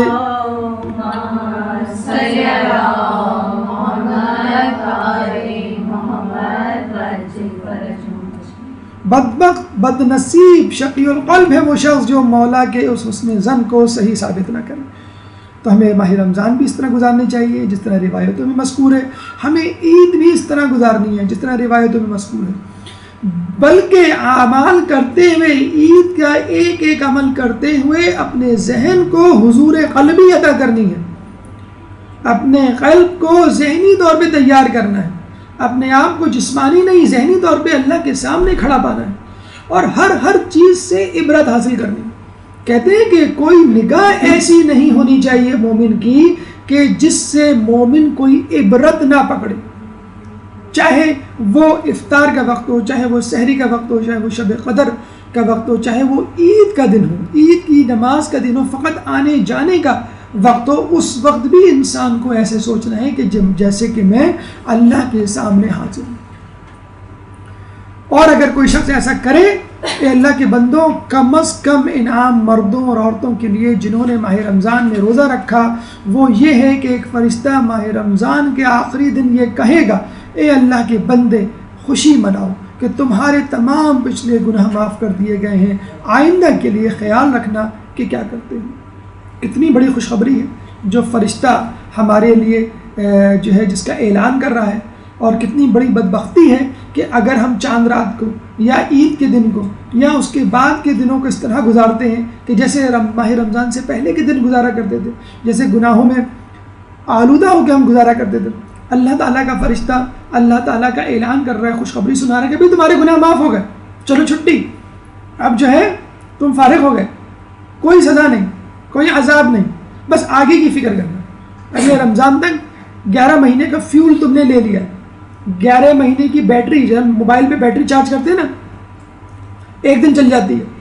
تو ہمارا نفس کی بھی بیٹری ہے جو پورے ماہ رمضان 30 دن جو ہمیں چارج کرنی ہے، اس کو 11 مہینے چلنا ہے. تو اس بیٹری کو جیسے ہم کرتے ہیں نا کہ بھئی موبائل ہے جو اسکرین آف ٹائم ہے اس کا 15 سیکنڈ 30 سیکنڈ کر دو تاکہ بیٹری کم چلے، کم استعمال ہو. یا موبائل ہے اس کی جو برائٹنیس ہے وہ 50% کر دو تاکہ بیٹری زیادہ چلے. تو اسی طرح ہمیں اپنے نفس کو بھی کرنا ہے. اب کہ اپنی لذتوں کو، اللہ کی نعمتوں کو اس طرح استعمال کرنا ہے کہ بیٹری بہت زیادہ اوور یوز نہ ہو جائے. پتہ چلا کہ 2-3 مہینے میں بیٹری ڈاؤن ہو گئی اور پھر ماہ رمضان تو ابھی 7 مہینے پڑے ہوئے. کچھ لوگ تو ماشاءاللہ چاند رات اور عید کے دن بھئی کون جو ہے انتظار کرے پورے 11 مہینے کا، بیٹری ہم نے چاند رات اور عید کے دن ہی ختم کر دی. تو اس بیٹری کو، اس نفس سے مزین نفس روح کو آپ کو اس طرح استعمال کرنا ہے کہ اگلے ماہ رمضان تک یہ بیٹری چارج رہے. 5واں مرحلہ یوم عید کیسے گزاریں. ایک درود پڑھ دیں محمد والے محمد. اللہم صلی علی محمد و آل محمد. دیکھیے عموماً لہو و لعب میں پڑھ کر یہ دن گزارے جاتے ہیں اور مولا فرماتے ہیں وَلَا تَقْتَ يَوْمَكَ هَذَا بِاللَّعْبِ وَالْأَحْمَالِ کہ اس دن کو لہو و لعب میں ڈال کر، لہو و لعب میں مبتلا ہو کر ضائع نہ کرو. ورنہ ایک اور جگہ امام فرماتے ہیں، امام حسن، کہ اس شخص پر حیرت در حیرت کہ جو آج کے دن کو لہو و لعب اور ہنسی مذاق میں گزار رہا ہے، جبکہ آج کے دن نیک لوگوں کو ثواب ملتا ہے اور غلط کار خسارہ اٹھاتے ہیں. خدا کی قسم اگر پردے ہٹا دیے جائیں تو لوگوں کو پتہ چل جائے اور وہ اچھی طرح جان لیں کہ نیک لوگ اپنی نیکیوں میں مصروف ہیں جبکہ گناہگار اپنے گناہوں کی گرفتاری میں ہیں. دیکھیں یہ جو کانسیپٹ ہے کہ عید کا دن یا خوشی کا دن، برتھ ڈے کا دن، کامیابی کا دن، وہ دن ہوتا ہے کہ جب انسان کو اپنا من موجی طریقہ اپنانا چاہیے، وہ کرنا چاہیے جو اس کا دل چاہتا ہے. چاہے کامیابی امتحان کی ہو، کاروبار میں منافع ہو یا کوئی فیسٹیول ہو، اس کو اس طرح ہلا گلا کر کے گزارا جائے کہ انسان آبے سے باہر ہو جائے. اس دن نشہ کیا جائے، اس دن ڈرگس پی جائے، اس دن ڈانس کیا جائے، اس دن میوزک پلے کی جائے، اس دن ہر وہ کام کیا جائے جو نفس جس کی اجازت دیتا ہو. لیکن غیر قانونی کام، یعنی آپ نے شراب پیتے ہوئے گاڑی چلا لی، اس پہ چالان ہو جائے گا. آپ نے سگنل توڑ دیا، اس پہ چالان ہو جائے گا. شراب پینے پہ چالان نہیں ہوگا، دنیا والے اس پہ چالان نہیں کرتے. اسی لیے ہمارے ہاں گناہ زیادہ امپورٹنٹ ہے. قانون کی اپنی اہمیت، لیکن قانون سے زیادہ گناہ کی اہمیت. قانون کی جزا و سزا تو اس دنیا میں رہ جائے گی، گناہ کی سزا اور نیکیوں کی جزا جو ہے وہ قیامت تک چلے گی، قیامت میں بھی ملے گی. تو عید کا دن ہم یہ کہہ کر گزار لیں کہ بس آپ تو چھٹی ہو گئی، 30 دن ہمارے ہاتھ بندھے ہوئے تھے، 1 مہینہ ہم نے قید پہ گزارا. حالانکہ قید میں شیطان تھا. آپ یہ سمجھ رہے ہیں نعوذ باللہ میں قید میں تھا، مجھے گناہوں سے معاف کیا گیا تھا، نعوذ باللہ میں کوئی بیمار شخص تھا جس کو پرہیز بتایا گیا تھا، یہ نہ کھاؤ یہ نہ کھاؤ، اب میں صحت مند ہو گیا ہوں، اب میری مرضی، میں جو بھی کھاؤں. یہ آپ کو احتیاط کرنی ہے. بلکہ ماہ رمضان میں پورے روزے جو رکھتے ہیں اور تقریباً سبھی رکھتے ہوں گے ماشاءاللہ، تو ان کو تو زیادہ احتیاط کرنی ہے کھانے پینے میں، ان کو تو زیادہ احتیاط کرنی ہے گفتگو میں کہ ابھی میں روزہ رکھ کر پورے مہینے کا آیا ہوں. عید پہ جب ہم کہتے ہیں کہ کھانا چاہیے تو کھانے کا مطلب اوور ایٹنگ نہیں ہے، کھانے کا مطلب واجب نہیں ہے. ہاں روزہ رکھنا حرام ہے، کچھ نہ کچھ کھائیں. لیکن اگر آپ 3 ناشتے کریں کہ صبح مسجد جانے سے پہلے ایک ناشتہ، پھر آنے کے بعد ناشتہ، پھر امی کے گھر گئے وہاں پہ ناشتہ تیار، اور ناشتے پہ ناشتہ کیے جا رہے ہیں اور یہ کہہ بھی جا رہے ہیں کہ دوسرا ناشتہ، تیسرا ناشتہ، چوتھا ناشتہ، پھر دوپہر کا کھانا. چلو بھائی دل نہ ٹوٹ جائے کسی کا، دوپہر کا کھانا بھی ضروری ہے. پھر شام کی چائے، اس کے ساتھ ظاہر سی بات ہے یہ بڑے دنوں بعد چائے نصیب ہوئی ہے تو اس میں جو XYZ چیزیں ہیں، سموسے، پیٹیز، فرینچ فرائز، وہ پوری بیکری جو ہے وہ آ جاتی ہے. تو اس کا مطلب یہ نہیں ہے کہ آپ علم جو ہے کھا کے یا ٹی وی کے آگے جسے کہتے ہیں بت بنے بیٹھے رہتے ہیں کہ جو پروگرام آ رہا ہے آپ دیکھتے جا رہے ہیں. کسی کو کچھ خیال نہیں ہے کہ کب جو ہے وہ اس کو میوٹ کرنا ہے، کہ اس میں میوزک آ رہی ہے یا چینل چینج کرنا ہے. لوگ اتنے زیادہ مصروف ہیں، لوگ جو آ جا رہے ہیں ان کو اٹینڈ کر رہے ہیں، انٹرٹین کر رہے ہیں، تو وہ خدا اور اسلام اور شریعت کچھ بھلا دیا جاتا ہے کہ غالباً آپ کو 30 دن کا پرہیز بتایا اس لیے کیا تھا کہ عید کے دن سب کچھ کرنا. معانقہ کریں، مقیم کے لیے مسافہ ہوتا ہے، مسافر کے لیے معانقہ، یعنی جو شخص آپ کو کبھی کبھی ملے اس سے آپ گلے ملتے ہیں، روزانہ ملنے والے کے لیے آپ مسافہ کرتے ہیں. یہ روایت میں ہے جب دو مومن، دیکھیں اللہ تعالیٰ نے ہر چیز میں مومن کا فائدہ رکھا ہے، مومن کا کوئی نقصان نہیں. یعنی آپ مسافہ معانقہ جو کرتے ہیں اپنے لیے کرتے ہیں، اور ایک نیچرل فینومینا ہے. ایک غیر مسلم بھی ہوگا تو وہ بھی مسافہ کرے گا، ہاتھ ملائے گا، گلے ملے گا، لیکن اس میں اگر مومن اپنے ایمان، اسلام، قرآن اور الہیات کو مد نظر رکھ لے تو اللہ نے اس میں بھی فائدہ رکھا. جب دو مومن آپس میں معانقہ کرتے ہیں تو اللہ کی رحمت انہیں ڈھانپ لیتی ہے. ان سے کہا جاتا ہے کہ تمہارے سابقہ گناہ معاف ہو گئے، اب نئے اعمال بجا لو. تو جتنا جو ہے زیادہ معانقہ کریں اتنا ہی زیادہ آپ کے گناہوں کی معافی کا امکان بڑھ جائے گا. عیدی کہتے ہیں کہ القبر خیر من الفقر، قبر کا پیٹ فقر سے زیادہ بہتر ہے. یعنی آدمی مر جائے اس سے بہتر ہے فقر میں مبتلا ہو جائے. اور ایک جگہ فقر کو جو ہے وہ نار نمرود سے جو ہے وہ بدتر بتایا گیا ہے. تو اس میں آپ احتیاط کریں. آپ کو جو عیدی ملے، آپ کو جو عید کے خرچے کے لیے پیسے ملے، اعتدال سے اس کو خرچ کریں. بچوں میں بہت زیادہ ڈسکریمنیشن نہیں ہونی چاہیے. ہمارا بچہ یا ان کا بچہ، یا جن رشتہ داروں سے لڑائی ہے ان کا بچہ، ان کی عیدی الگ، ایسا نہیں ہونا چاہیے. عیدی کے ساتھ اگر آپ کوئی تحفہ دے دیں، بچوں کی کوئی کتاب، بچوں کی کوئی CD، بلکہ میں آپ کو ریکمنڈ کروں گا کہ یہ جو ہماری اردو میں جتنی بھی ڈب ہوئی موویز ہیں 50 روپے 30 روپے کی ملتی ہیں، اگر آپ اپنے بچوں کو یہ مووی ساتھ ساتھ دے دیں، علماء پہ جیسے بھی ایک نئی مووی آئی ہوئی ہے وہ آپ دکھا دیں، یا جو بھی مووی امیر مختار، پروفٹ یوسف، یا سنگل موویز کی صورت میں فرشتے جیسے ایک مووی ہے، نوجوان 13-14 سالہ لڑکی ہے، اس کی کہانی کس طرح جنگ کے محاذ پہ جا کر اس نے مردوں کے شانہ بشانہ کام کیا. یہ ہے شانہ بشانہ دیکھنے والی چیز. تو آپ سنگل CD، آسمانی بچے اور دیگر موویز ہیں، لوگ ٹی وی کھول کے دیکھ جاتے ہیں، اور ہمارے ٹی وی چینلز والے تو ماشاءاللہ وہی بات کہ ریٹنگ کے چکر میں رہتے ہیں. ایک دن پہلے شب قدر کی دعائیں، دوسرے دن انڈین فلمیں. تو بہت افسوس کے ساتھ کہنا پڑتا ہے، بہت ڈھٹائی کے ساتھ جو ہے چینلز والے اپنا کام کر رہے ہیں. تو خدا را ٹی وی سے بچیے اور بچوں کو عادت ڈلوائیے کہ وہ اسلامی موویز جو ہے، مذہبی موویز، ان کی جو ڈب کی ہوئی اردو میں ہے، یا اگر آپ افورڈ کر سکیں 6,500 یا 5,000 کا آپ کا ایرانی ڈش کا چینل لگ جاتا ہے، تھوڑی سی فارسی پہ توجہ دے لیں تو آپ کے لیے جو پاکستانی ٹی وی ہے اس کے لیے ہمیشہ کی آپ کو نجات مل جائے. تو ٹی وی اس وقت جو ہے وہ 24 گھنٹے کھلا رہے گا، ہر گھر میں کھلا رہے گا. کوئی نہ کوئی اپنے پروگرام دیکھ رہا ہوتا ہے. اور پروگرام فقط عذاب نہیں ہے، پروگرام کے درمیان جو ایڈورٹیزمنٹ آ رہے ہوتے ہیں وہ عذاب بن گئے اس وقت. تو خدا را اپنے ٹی وی کو جو ہے DVD سے ریپلیس کیجئے. موویز دیکھیے، اسلامک موویز، چاہے وہ 24 گھنٹے لگے رہیں، کوئی مذائقہ نہیں.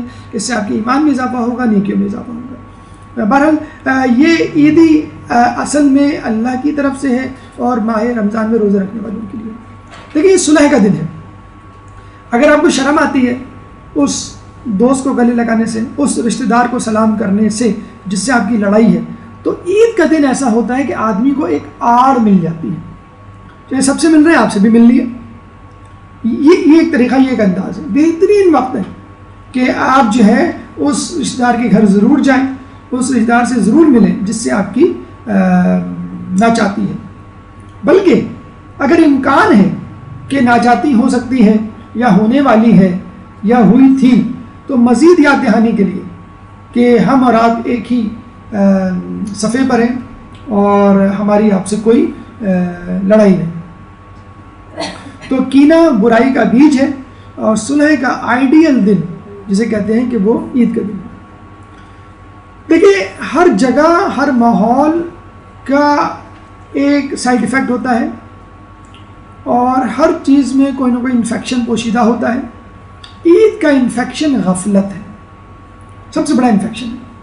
اگر آدمی گناہ نہ بھی کر رہا ہو تو غافل ضرور ہوتا ہے، چاہے چند لمحوں کے لیے گناہ ہو.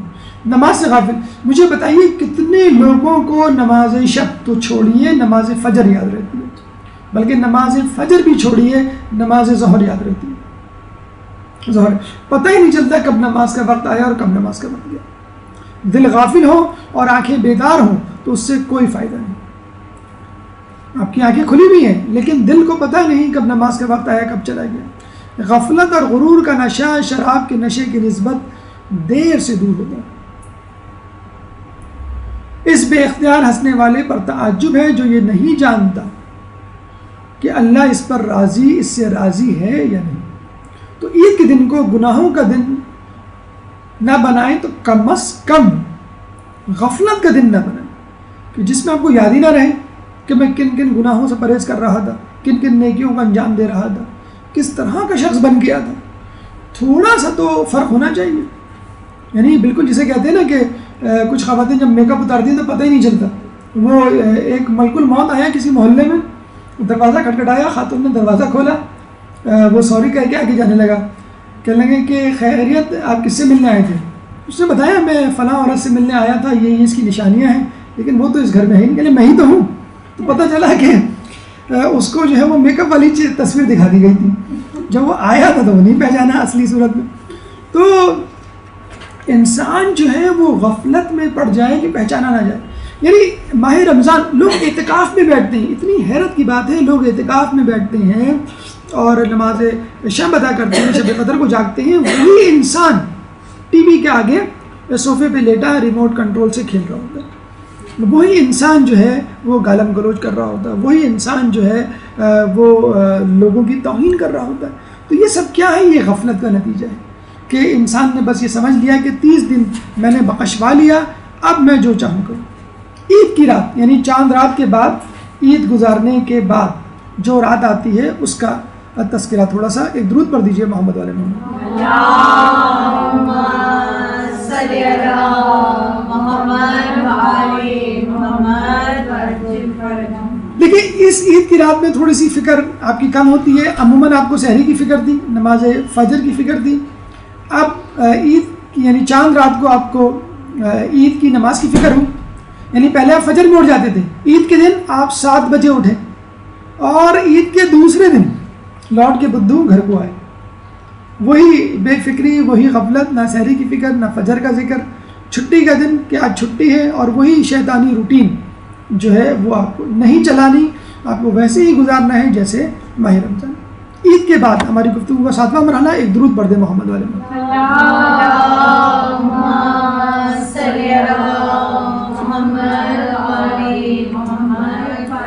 شش عید کے روزے 4 شوال سے 9 شوال. پہلی عید حرام، دوسری تیسری عید مرضی آپ کی رکھیں نہ رکھیں، چوتھی عید سے آپ روزے رکھیں. اور میں بہت ریکمینڈ کروں گا کہ ضرور بالضرور رکھیں. اور یہ تو روایت میں موجود ہے کہ مستحب روزے فرض روزوں کو، مستحب نمازیں فرض نمازوں کو کمپنسیٹ کرتی ہیں، تلافی کرتی ہیں اس کی. تو انشاءاللہ اگر 6 روزے آپ رکھیں گے تو ماہ رمضان میں جو کوتاہی ہوئی ہے آپ سے، کمی رہ گئی ہے روزوں میں، وہ اللہ پوری کر دے گا. 4 شوال سے 9 شوال تک نافلہ روزے واجب روزوں میں ہونے والی کمی کو دور کرتے ہیں. اور یہ ایک طرح کا اللہ تعالیٰ نے دیکھا جائے تو آپ کے لیے انتظام رکھا ہے کہ دیکھو بھائی تم نے 30 مہینے روزے رکھے، اب بھلا مت دینا مکمل طور پر روزوں کو. عید کے دن کھایا کوئی بات نہیں، دوسرے دن تیسرے دن اب دوبارہ 6 دن کے روزے رکھ لو تاکہ جو ایک عادت ہے وہ پڑی رہے. اور اس کے بعد بھی کوشش کیجیے گا کہ مہینے میں کم از کم 3 روزے آپ ضرور رکھیں. سلیمان فارسی کے بقول کہ جب انہوں نے کہا تھا رسول اللہ کو کہ میں 3 روزے رکھتا ہوں، جب رسول اللہ نے پوچھا کہ کون سال بھر روزہ رکھتا ہے، تو سلیمان فارسی نے کہا میں. تو ایک صحابی نے کہا آپ کو تو میں نے کھاتے پیتے دیکھا ہے.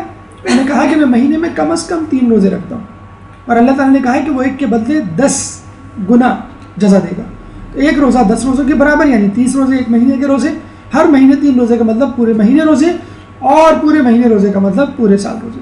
تو اپنی عادت بنائیے ہر 10 تاریخ کے بعد کا پہلا بدھ، پہلی جمعرات، آخری جمعرات، 13، 14، 15 یہ مستحب روزے ہیں ہر مہینے کے، irrespective of any important day. کسی بھی مخصوص ڈیٹ کے علاوہ پہلی جمعرات، آخری جمعرات، 10 تاریخ کے بعد پہلا بدھ، 13، 14، 15 ہر مہینے یہ روزے مستحب ہیں. کوئی بھی روزہ، کوئی بھی دن چاہے اتوار کو منتخب کر لیں کوئی بات نہیں، لیکن کوشش کریں کم از کم 3 روزے ضرور رکھیں مہینے میں. کہتے ہیں اور آپ نے یہ سنا بھی ہوگا کہ اکثر لوگ یہ کہتے ہیں کہ عید کے دن بسا اوقات اسپیشلی دن کے وقت ایک عجیب ڈپریسو صورتحال انسان پہ طاری ہوتی ہے. آپ غور کریں کبھی، عموماً دن کے وقت، ظہر کے وقت اور عصر کے وقت، اس کے درمیان عموماً زیادہ ہوتی ہے اور لوگوں کو ایک عجیب سا غم کا الم کا احساس ہوتا ہے. اور یہ احساس اس بات کی دلیل ہے کہ اللہ تعالیٰ اس قوم کو صحیح عید الفطر اور عید الاضحیٰ کی توفیق نہیں دیتا کہ جس نے فرزند رسول کے قتل ہی کو عید بنا لیا تھا. یہ اللہ کی طرف سے عذاب ہے، یہ وہ بد دعا ہے جو امام نے دی تھی اس امت کو، ان لوگوں کو خصوصی طور پہ جو اس قتل میں شریک تھے اور اس قتل سے خوش ہوئے. تو ہم یہ سمجھتے ہیں کہ اصل عید ہماری اس وقت ہوگی کہ جب امام زمانہ کا ظہور ہوگا، اور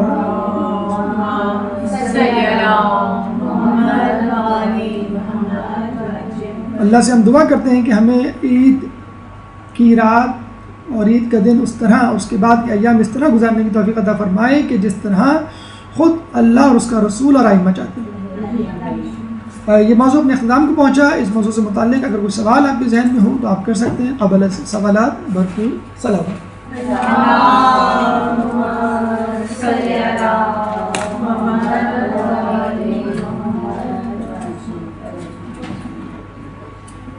سر عام طور پہ لوگوں کو یہ سب چیزیں نہیں پتہ ہے اور سننے کو بھی تیار نہیں ہے، تو کیا کیا جائے؟ اس کا طریقہ دیکھیں یہی ہوتا ہے، خصوصی طور پر آپ کا اپنا طریقہ یاد رکھ لیجئے. جو آپ کے اپنے گھر والے یا رشتہ دار ہیں ان کو تبلیغ کرنے کا بہترین طریقہ یہ ہے کہ آپ خود عمل کریں. بچوں کو لوگ کہتے ہیں کہ عمل نہیں کرتے، آپ خود عمل کریں. آپ خود مصلی لے کے بیٹھ جائیں، آپ خود مفاتی لے کے بیٹھ جائیں، آپ خود تسبیح لے کے بیٹھ جائیں. آپ دیکھیے گا لوگوں میں کم از کم ایک شرم و حیا تو آئے گی. وہ خود نہیں بیٹھیں گے آپ کے ساتھ، لیکن کم از کم شاپنگ پہ جانا یا جسے کہتے ہیں چاند رات جس طرح منائی جاتی ہے اس طرح منانا چھوڑ دیں گے. کمی ضرور آئے گی. ہو سکتا ہے آپ کے لیول کا تقویٰ اپروچ یا اڈاپٹ نہ کر پائیں، لیکن کمی ضرور آتی ہے. یہ بات تو بالکل طے ہے کہ ایک انسان ایک عمل کرے جس کا اثر نہ ہو، یہ ناممکن ہے. تو آپ خود سے عمل کرنے بیٹھ جائیں. اگر کوئی کہے بھی بھائی چاند رات ہے آ جانا، ذرا فلاں جگہ جانا ہے، فلاں صاحب سے ملنا ہے، یہ کرنا ہے وہ کرنا ہے، آپ کہتے ہیں کہ نہیں بھی اعمال کی شب ہے، ہمیں اعمال کرنے، اور اس شب کی تو بڑی جسے کہتے ہیں کہ قدر و قیمت ہے. SMS کریں، لوگوں کو یاد دہانی کروائیں اپنے گھر میں 2-3 دن پہلے. یہ نہیں کہ آپ کی بچی یا آپ کا لڑکا جو ہے وہ شاپنگ سینٹر جانے کے لیے قدم نکالتا ہے اور آپ فوراً اعمال چاند رات بتانا شروع کر دیتے ہیں. Number 1، number 2، number 3. وہ آدمی کو غصہ ہی آ جاتا ہے کہ عین وقت پر ذہن بنانا پڑتا ہے، مقدمہ بنانا پڑتا ہے 2-3 دن پہلے سے. جیسے ابھی ہم نے آپ کو یہ جو لیکچر دیا اسی لیے دیا کہ یہ ذہن بن جائے. ابھی سے آپ تیاری کر لیں، شاپنگ کر لیں، اپنے آپ کو فارغ کر لیں چاند رات کے لیے. تو ابھی سے گھر میں اس کی بازگشت شروع کر دیں. دیکھیں نا، ایک بیمار آدمی جب بیماری سے اٹھتا ہے اور ایک دم سے اس کو نہاری اور چکن کڑھائی کا کھلانا شروع کر دوں تو الٹی کر دے گا آہستہ آہستہ. تو لوگوں کو آہستہ آہستہ بات چھیڑے. اور اس کا طریقہ یہ ہوتا ہے کہ آپ جیسے مفاتی لے کے بیٹھ گئے، ارے اس میں دیکھو کیا فضیلت ہے چاند رات کی، تو ہمیں تو پتہ ہی نہیں. اس طرح جیسے آپ کو پہلی مرتبہ پتہ چلا. ڈرامے اور وہ دیکھتے ہیں آپ ایکٹنگ، تو خود بھی ذرا ایکٹنگ سیکھیں، لوگوں کو بتائیں کہ بھئی دیکھیں اتنی بڑی فضیلت ہے شب قدر کے برابر تقریباً، اور ہم اس کو بلا بیٹھے. تو 1 مرتبہ نہیں، 2 مرتبہ نہیں، انشاءاللہ تھوڑا بہت تو اثر آئے گا. اگر نیکی اور اعمال نہیں کریں گے تو کم از کم گناہوں سے امید ہے انشاءاللہ کہ بچ جائیں. سر اسی طرح آپ جیسے ذکر کر رہے تھے کہ غسل کی بہت اہمیت ہے. جی. تو ہمارے ہر امام کی پیدائش، ہر ہماری عید، اور اسی طرح جیسے چاند رات سے صبح عید تک 3 غسل ہو گئے. جی جی. تو غسل کی کیا اہمیت ہے؟ کیا ہم پاک صاف نہیں ہوتے؟ نہیں، دیکھیں امام سے کسی نے کہا کہ میرا جو ہے وضو رہتا ہے، میں ہر وقت وضو سے رہتا ہوں، اور جب نماز آتی ہے تو کیا میں وضو کروں دوبارہ؟ تو امام نے کہا یہ تو نور علی نور والی بات ہے. اچھا ہے تم وضو ہے پھر بھی وضو کرو. اگر تم جو ہے غسل تمہارے اوپر فرض نہیں ہے کوئی بات نہیں، پھر بھی غسل کرو. غسل جو ہے ایک طہارت کا سمبل ہے. ایک تو جسمانی طور پہ جو ہے وہ آپ کو پاک و صاف کرتا ہے، لیکن یہ ایک طرح کا روح کا غسل بھی ہے، جسے کہتے ہیں نا کہ آپ جب نیت کرتے ہیں، ذکر پڑھتے ہیں اور آپ کی نیت جو ہے وہ اعمال کے لیے ہے، تو خود بخود وہ غسل جو ہے وہ غسل توبہ میں تبدیل ہو جاتا ہے۔ سر آپ نے موسیقی کا تذکرہ کیا ابھی، بہت ہی فخر کے ساتھ ہمارے یہاں جو ہے وہ سنی جا رہی ہے صوفیانہ کلام، جی جی، اور پھر اگر ہم ٹوکیں تو وہ کہہ رہے ہیں یہ غنا نہیں ہے، قرآن میں غنا منع ہے، اور جو ہے وہ موسیقی کے جو آپ کو اللہ سے قریب کر رہی ہے وہ تو منع نہیں ہے، ہماری توجہ اس طرف نہیں ہے، اور باقاعدہ گھر گونج جاتا ہے اس طرح کی موسیقی سے، پھر آپ منع کریں تو آگے سے وہی تکرار بھی یہ غنا نہیں ہے۔ دیکھیے میں آپ کو بتاؤں کہ اس وقت جو ہمیں نظر آ رہا ہے مسلمانوں کو گمراہ کرنے کے جو طریقے ہیں وہ گناہ نہیں ہیں، مسلمانوں کو گمراہ کرنے کے طریقے گناہ نہیں ہیں بلکہ فتنے ہیں، مشکوک چیزیں ہیں، مشتبہ کام ہیں جن کو پروموٹ کیا جا رہا ہے، جس کو دیکھ کے آدمی تھوڑا سا کنفیوز ہو جاتا ہے کہ یہ غنا ہے کہ نہیں ہے، یہ مکس گیدرنگ ہے کہ نہیں ہے۔ اچھا کچھ جگہوں پہ جو ہے وہ مکس گیدرنگ والے درس بھی شروع ہو گئے، جسے کہتے ہیں کہ خواتین اور مرد حضرات جو ساتھ ساتھ بیٹھے ہوئے جسے کہتے ہیں، تو بس شیطان آپ کو اسی طرح بہکاتا ہے۔ اب اس کے لیے بڑی تفصیلی بحث ہے، ڈاکٹر عابد کا لیکچر بھی ہے اس کے حوالے سے۔ بہرحال جو نٹ شیل میں بات ہے وہ یہ ہے کہ لہو و لعب سے مناسبت رکھتی ہو تو وہ میوزک کہلائے گی، ورنہ نہیں۔ اور آیت اللہ رہبر کے فتوے میں کچھ چیزیں ہیں جیسے قومی ترانے وغیرہ ہیں وہ اس میں نہیں آتے، تو اپنے مقلد کے حوالے سے آپ دیکھ لیں، نمبر 1۔ نمبر 2 آپ یہ دیکھیں جو کچھ بھی میں نے سنا، اگر فرض کر لیں پھر بھی آپ فیصلہ نہیں کر پا رہے اپنے مرجع کی توضیح کی روشنی میں، تو آپ یہ دیکھیں کہ اس کو سن کر جب میں اٹھتی ہوں یا اٹھتا ہوں تو کیا میرے ایمان میں اضافہ ہوتا ہے؟ ایک نوحہ ہوتا ہے نا، آپ اس کو سنتے ہیں اس سے ایمان میں اضافہ ہوتا ہے۔ تمام نوحوں کی بات نہیں کر رہا، نوحوں میں بھی ماشاءاللہ ایسے نوحہ آگے آپ کو نوحہ کم گانا زیادہ یاد آ رہا ہوتا ہے جس کی دھن میں وہ بنا ہوا ہوتا ہے۔ تو آپ یہ دیکھیں کہ ایسے نوحے بھی نہیں سنے آپ، سیدھی سی بات ہے کہ جس میں آپ کو یہ گانے کا گمان ہو اور جس کو سننے کے بعد اس کی ٹون یاد رہ جائے بس آپ کو، اور اس کے معنی و مفاہیم یاد نہ رہے۔ تو جو سن رہا ہے اس کو بھی یہی کہیں کہ آپ یہ سمجھتے ہیں کہ آپ کے ایمان میں اضافہ ہو رہا ہے، اگر ہو رہا ہے تو ٹھیک ہے آپ سنیں، کوئی ایسا مذائقہ نہیں ہے، ورنہ میرے لیے تو یہ گناہ ہے۔ کچھ لوگوں کے لیے ایک ہی موسیقی گناہ ہوتی ہے اور ایک نہیں ہوتی، مثلا پرانے لوگ ہیں ان کو پرانے فلمی گانوں کی دھنیں یاد ہوتی ہیں، بعض اوقات جب وہ کوئی منقبت سنتے ہیں اس دھن پر تو وہ فوراً بتا دیتے ہیں بھائی ہم نہیں سن رہے، یہ تو گانا ہے۔ بچہ جو ہے اس کے لیے گانا نہیں ہے کیونکہ اس نے وہ گانا ہی نہیں سنا کبھی، وہ تو منقبت سن رہا ہے۔ بعض اوقات ایسا بھی ہوتا ہے، ایک آدمی کے لیے وہ گناہ ہوتا ہے، ایک آدمی کے لیے نہیں ہوتا۔ تو اگر آپ کے لیے ہے تو آپ اٹھ جائیں اور جسے کہتے ہیں اظہار کرتے ہیں اس بات کا کہ میرے لیے کم از کم مناسب ہے۔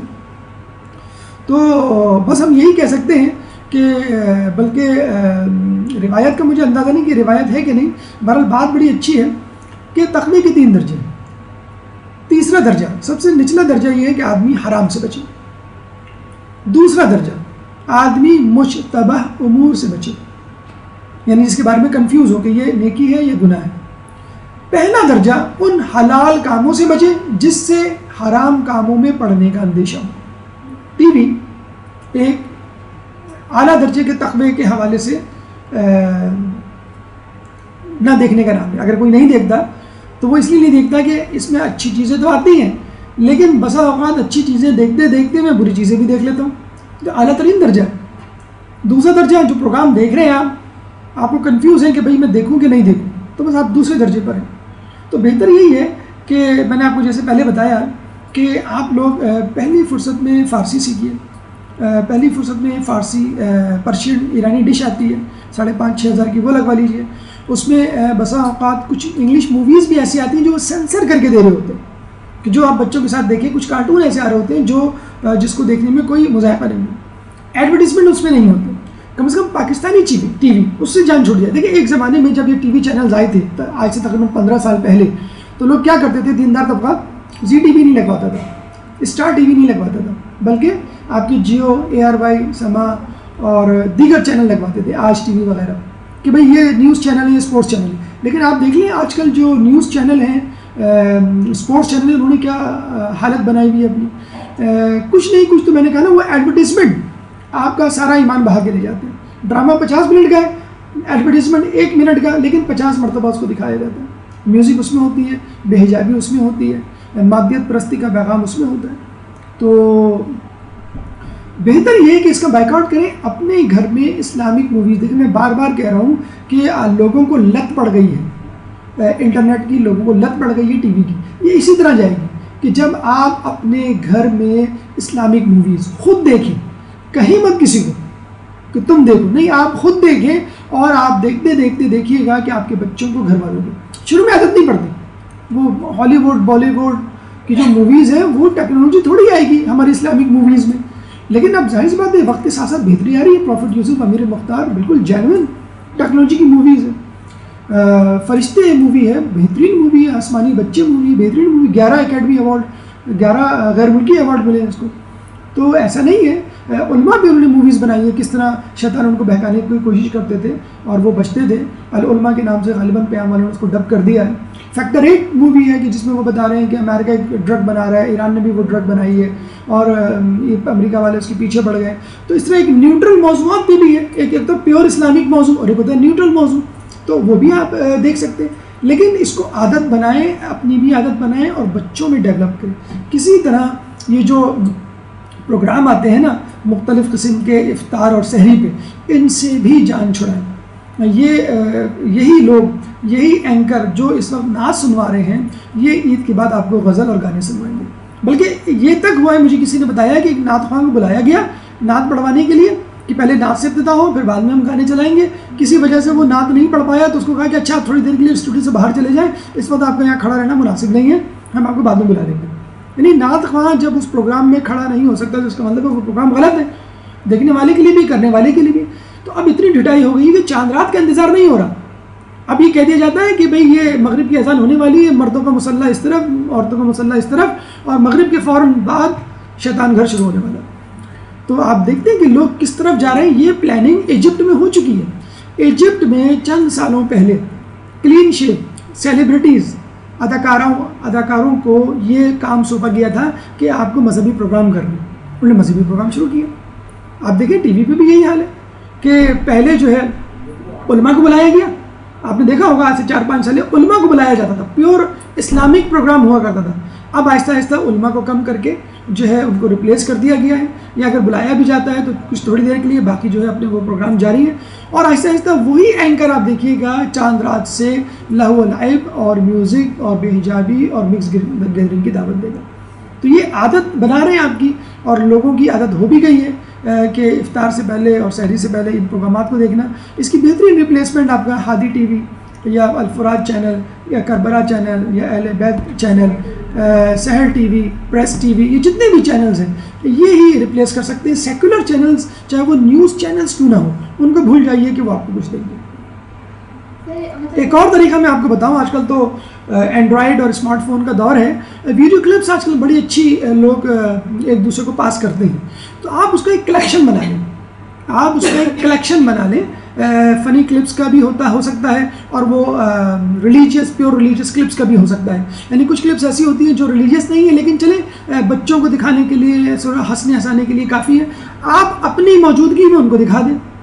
اور آئندہ آنے والے دور میں آپ کو بتلا دوں, ٹی وی ختم ہونے والا ہے. میں سر یہی کہنے والی تھی کہ تو اب تو ٹی وی دیکھا ہی نہیں جاتا. اب تو اولڈ ایج وومنس جو ہوتی ہیں وہ زیادہ تر ٹی وی واچ کرتی ہیں. ہاں, مطلب اب بچے انٹرنیٹ پہ ہوتے ہیں, ٹیبلیٹ یا اینڈرائڈ یا. ہاں دیکھیے میں آپ کو بتا دوں کہ ٹی وی ختم ہو رہا ہے. جیسے اخبار اب بوڑھوں کے ہاتھ میں تھا, اب آپ دیکھیے گا ٹی وی بوڑھوں کے ہاتھ میں ہوگا. اب زمانہ آنے والا ہے, لیپ ٹاپ بھی چلا گیا, اب تو اسمارٹ فون کا زمانہ ہے. یعنی اب آپ نے دیکھا ہوگا کہ موبائل تھوڑے سے بڑے آنے لگے. چھوٹے موبائل تو ہوتے تھے پہلے تو یہ تھا جتنا چھوٹا موبائل اتنا بہتر. اب تھوڑا سا بڑا, سیمسنگ کا جیسے موبائل ہے تھوڑا سا بڑا موبائل ہے. آئی فون والوں نے بھی اپنا موبائل سیمسنگ کی کاپی کرتے تھوڑا سا بڑا کر دیا ہے.